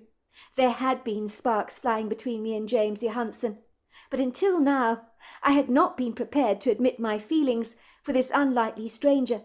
But for my mother to have noticed it, it was extraordinary. My mother had eyes like a hawk, and nothing missed her scrutinizing gaze. But she seemed pleased about the prospect that I was moving away from Ethan Hanson. "You don't have to tell me anything you don't want to, sweetheart," said my mother, taking a swig of her coffee. and looking at me closely. "I know you can be incredibly private about your love life. I was much the same when I was your age. Never divulged anything to my parents. When you're ready to tell me more about your love life, just so you know, I'm a very eager listening ear." "I'm sure you are, Mum, but there is no love life," I insisted. "If you say so, dear," she said with a mischievous twinkle in her eye that suggested she didn't believe a word of what I was saying. "Oh, by the way, before I forget, a parcel came for you in the post. I think Loverboy, maybe the gentleman that visited you the other night, might have left you a present of some kind." My mother walked over to the dresser and slid over a parcel towards me. I can't remember the last time I ever received a parcel from anyone. I felt as excited as a little girl discovering the mysterious items lying in her Christmas stocking. I shredded open the outer packaging, cutting the string, with the ebullience of a child, and I was to discover a beautifully wrapped up box, swathed in expensive wrapping paper and covered in beautiful ribbons, and my heart began to flutter inside me like a pigeon. I was in no doubt that the contents of this parcel had to be very special. Could I dare to hope that James Johansen had sent me a gift? "Go on," said my mother excitedly. "Open it up, will you, dear? I'm bursting at the seams to know what's inside that parcel. It looks like it contains something quite magnificent. And there you are telling me that you're not in a romantic relationship with someone who sends you a parcel like this. I think not." I coyly opened the parcel and gasped. "What is it?" said my mother, chuckling. "You look as if you've been thrown off your pedestal." She grabbed the parcel from me, her face paling. "What kind of a sick joke is this? Who sent you this?" In the box was a doll that had been beheaded, its eyes gouged out, its legs and arms detached from its body. I lifted up the note inside the box that read, "Give me what's rightfully mine, and then you will remain intact. Otherwise, your life will not be worth living. I've warned you, and when I warn you, those are my last words."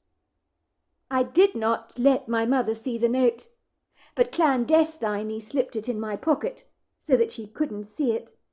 "Sweetheart," said my mother, growing concerned, "you should go to the police at once. This is not a normal package. Someone is deliberately trying to scare you. And the question is why? Who could ever send you a doll like this? It's seriously sick in the head. And if this is some kind of a joke, it's not remotely funny." I knew at once the parcel had come from Tanya Johansen, who was trying to intimidate me, but I thought better of going to the police. But things began to happen in my life, like when I returned home from shopping to find my car covered in broken eggs, and a message in lipstick across my windscreen reading, "You are a whore." It was one hell of a job getting those eggshells off my car. They seemed to have glued themselves to the paint. I began to receive ominous notes pushed through the letterbox of Weaver's cottage, with one word on the note, "whore." And on one occasion I returned home absolutely certain that someone had been in my apartment, and when I took the milk out of the refrigerator to make my coffee, there were the words "whore" scribbled on the carton. I was sure they had not been there before, and was absolutely certain that someone had been in my apartment, and I discovered my loo had been deliberately blocked, so water was running all over the place, so I had to call out a plumber, who found that my loo had been blocked by a dead rat. I think most people in my position would have called the police, but I thought Tanya Johansen was trying to intimidate me, so that I would back down and give her the trust. I thought her bark was worse than her bite, but I was in for a rude awakening. I had not realized just how dangerous Tanya Johansen could be. Suffice to say, I'd been out to dinner twice with James Johansen, whom had flown out from Buffalo, New York, to take me to dinner, and he'd brought me bouquets of flowers and little gifts.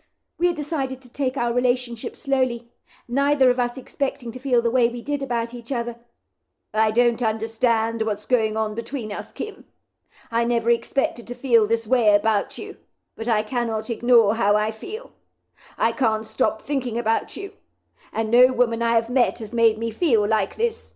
No wonder CJ thought you were so special. I'm falling for you, Kim. I can't help myself." I told him I felt the same way, but we agreed to take things one step at a time. I chose not to tell him about Tanya Johansson's nasty package in the post, and all the strange things that had since happened, and the fact that I believed she might have got into my cottage. I didn't want to worry him, as he was still grieving the loss of CJ, and I didn't want to burden him with still more stress. I guess I believed that Tanya's intimidating games would finally go away, like a nasty fly that eventually leaves the kitchen, once it's realised there's no rich pickings on offer. Tanya had tried to contest the trust being placed in my name, claiming that CJ was not in his right mind when he signed over the trust to me because of his long drawn-out illness, but she was unable to substantiate the allegations, as witnesses came forward to my defence, saying that CJ was in his right mind when he wrote his will. I guess Tanya Johansson could see the writing on the wall, realising that the trust fund was slipping between her fingers like butter. And let's just say Tanya was not going down without a fight, for what she believed was rightfully hers. On several occasions when I left my property for trips to see friends in town, or to do a little shopping, I had the profound sense that I was being followed. But I told myself to stop being so ridiculous. Of course I was more tense at the moment, rather guarded, concerning myself with the likes of Tanya Johansson, and the next artful trick that she had up her sleeve. But I never thought that her threats were ever very serious. All she wanted me to do was to be sufficiently scared, so that I'd buckle over and agree to give her the trust fund. But that, it was not going to happen. One evening I was catching up with a girlfriend of mine in town. She's someone who'd been at Boston University, BU that is, and was now living there, but she'd come back to our hometown with her husband and 4-year-old boy, and was spending a weekend at her parents' home. So we were going to get together for a girls' night out on the town and catch up on some old news. I was shocked to see that Emma Hutchinson had not changed at all since senior high. I guess she's one of those fortunate people that has defied the ageing process. She'd always been one of my best friends at school, and the one person who I shared all my deep, dark secrets with. So when I told her what was happening to me, and the strange parcel I'd received in the post, she was mortified. "I cannot believe how naive you're being, Kim. You've always been a tad naive, if you don't mind my saying. What the hell is wrong with you, girl? You should have gone to the police a long time ago, especially after you received that dreadful parcel. I don't think that this Tanya Johansson is as benign as you think she is, girl. You must go to the police, and you need to tell James what is going on. It sounds like the two of you really have a great connection together. I think he'd be devastated if he thought you were keeping all this stuff from him. He'd want to know about it. And I'm worrying about this dismembered doll she sent you in the post. It speaks volumes about what she's really like. It sounds like something that would happen in a horror movie, not in real life. This woman is seriously warped." I shrugged my shoulders complacently. "I don't know. I think Tanya Johansson is a drama queen. I think she's hell-bent on scaring me to death. But beyond that, underneath all the bravado, she's probably rather harmless and full of hot air. I don't agree. I'm sorry, Kim, I don't. That's where I think you're terribly naive, girl," said Emma, shaking her head. "You're being very insouciant about all this. What if she tries to actually kill you? Don't be ridiculous. Why would she do that?" "Oh, wouldn't she just?" said Emma, raising a brow. "Look at all her threats. I don't think they're idle, Kim, I really don't. It sounds to me like what Tanya wants, Tanya gets. And to hell with anybody who gets in her way. She's a self-entitled brat, that's for sure. Think about it for a moment, Kim. If Tanya does not get the trust, which you can leave to your own children, if you don't have kids, the trust will go to Tanya's children. It returns to the Johansson family line, which is what Tanya undoubtedly wants. If you are out the way, the trust goes straight back to her family. Don't you see why you're actually in danger?" Emma's startling revelations made my stomach do a double lurch. It was true. If I was conveniently deceased, then the trust would bypass me, and if I had no children, it would return to the Johansson family line. So of course it would be very convenient if I was dead. But would Tonya stoop that far? Surely not. Tonya Johansson may be many things, but surely she was not a murderer. I don't mean to scare you. I really don't, said my friend Emma, giving my hand a squeeze. But money is a motivator for many great evils. And I just want you to watch your back. I'm worried about you. If you think you're being followed, it may not be in your imagination as you suggest. And if someone wrote whore in lipstick on your milk container, maybe they did get into your cottage. And that is alarming, Kim. I urge you, Kim, to go to the police station tomorrow. Tell them everything that's been happening to you, because it sounds dreadfully like something out of a horror movie. You're right, I said, taking a swig of my wine, my fingers now trembling. Emma and I began to chat about happier times and nostalgic memories from our past, and the heaviness over Tonya Johansson seemed to evaporate as a glass of wine helped me to finally relax. We both enjoyed a delicious tender steak dinner at the bar, served with chips, onion rings and sautéed vegetables, and I ate so very much I thought I'd burst. Do you know who that is? Said Emma, giggling, as unlike me she was taking an Uber back home, so had carte blanche to drink as much as she liked. So she was getting a wee bit tiddly, unlike myself, because I was driving home, so I had to watch my alcohol units. Do I know who? I asked. She pointed towards a man sitting on one of the high chairs around the bar. I glanced up, and sure enough there was a man sitting at the bar, with cold dark eyes that were focused intently on us.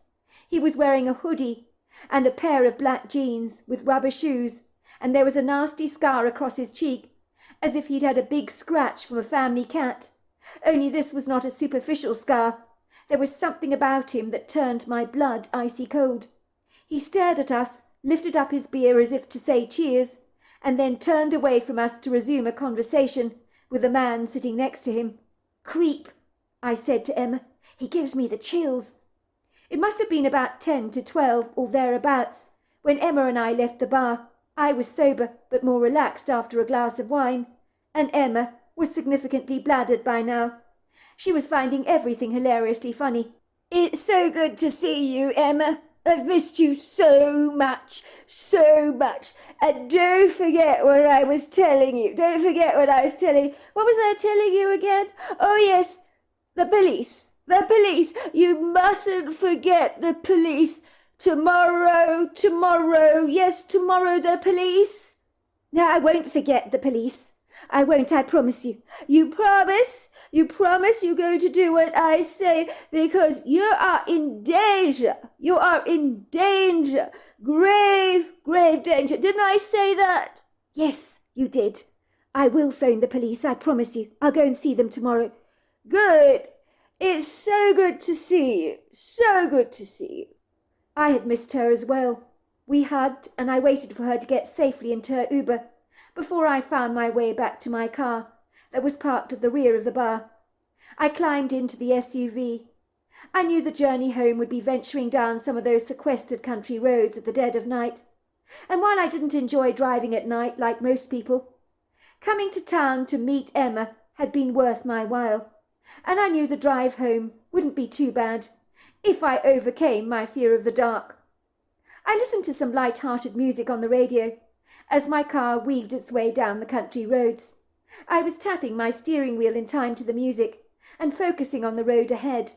It was airy and dark, even though there was a half moon glowing brightly from the firmament, offering a few prisms of silvery light, which only seemed to make the tenebrific shadows all the more daunting, as they appeared to furtively move through the trees like hooded figures, watching me with menacing eyes. I kept telling myself to focus on the road that was lit up brightly by my headlights, but I had an ominous, unsettling feeling that something bad was about to happen. The feeling seemed to leapfrog into my mind, seizing my attention, so that my hands became wet and clammy and began to tremble as they slipped awkwardly over the steering wheel like butter. My heart began to flap wildly in my chest, as if a trapped pigeon inside me was becoming increasingly frantic. I felt like an animal that was suddenly very much aware that a predator was in his or her midst. All I wanted to do was to get the hell away from these lonely roads, to get back to Weaver's cottage as quickly as I could. I kept telling myself to calm down, because I knew my anxiety would make my driving all the more precarious.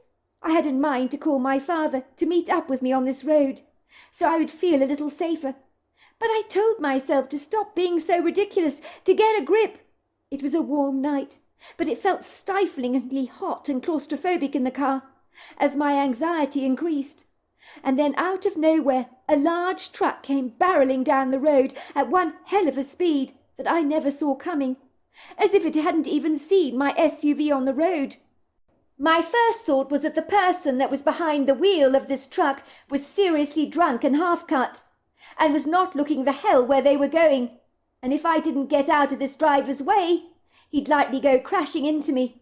But the road was ominously narrow, and I couldn't navigate my way past this ungainly vehicle that was built like an army truck. And then it came gallivanting towards me at the speed of a freight train, and I tried to veer out of the way, and my SUV went crashing and skidding into a tree. The noise was terrible, the crashing sounds frightful.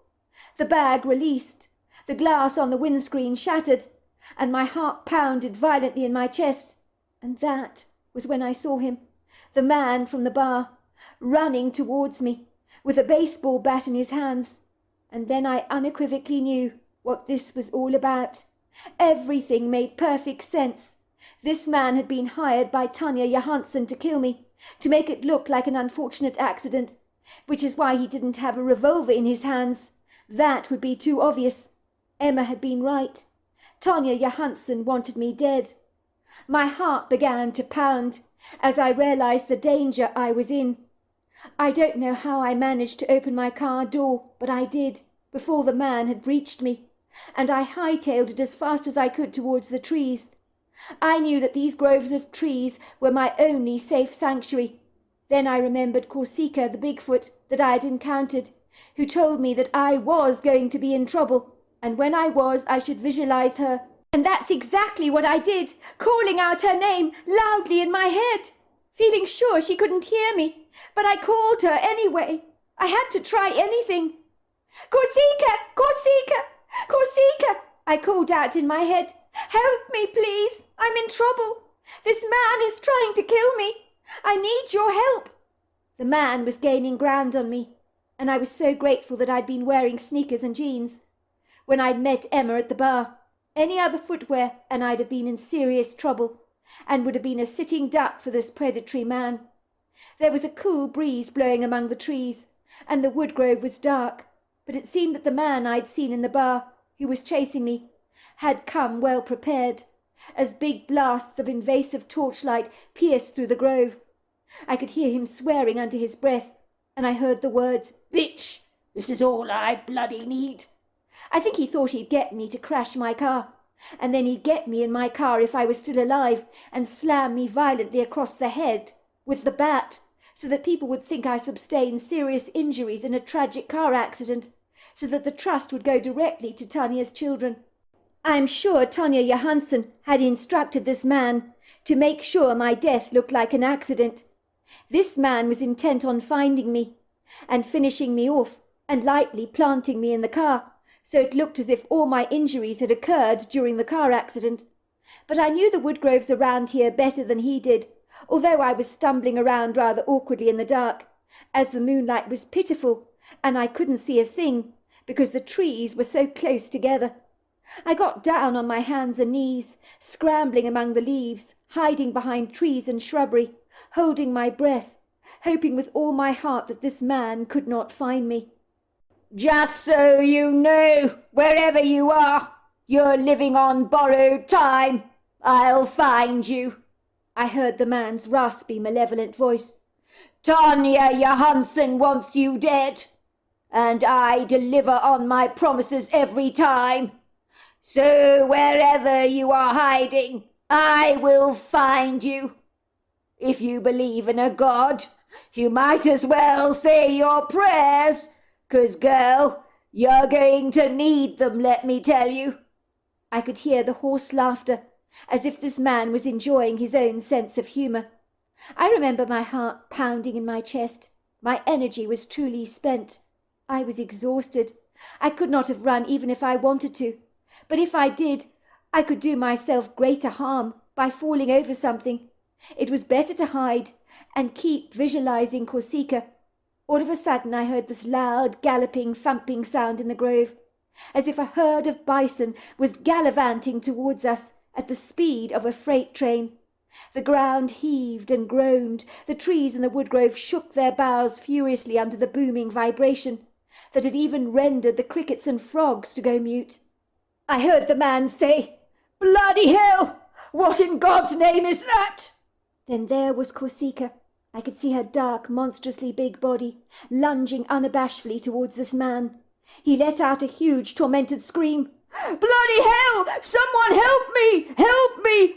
Oh, for God's sake, help me!" Corsica threw him on the ground, and with one blow of her large foot she smashed in his head like a boiled egg. And then the next thing I know is that I'm running as fast as I can towards Corsica, and she holds me in her overlong arms while I cry and blubber like a little baby, and she rocks me tenderly. "You hurt me! I can't believe you hurt me! You hurt me! I was calling you in my head! I can't believe you hurt me! Dolani kakwi! Lutola pika! Don't be so upset! Of course I heard you," she said.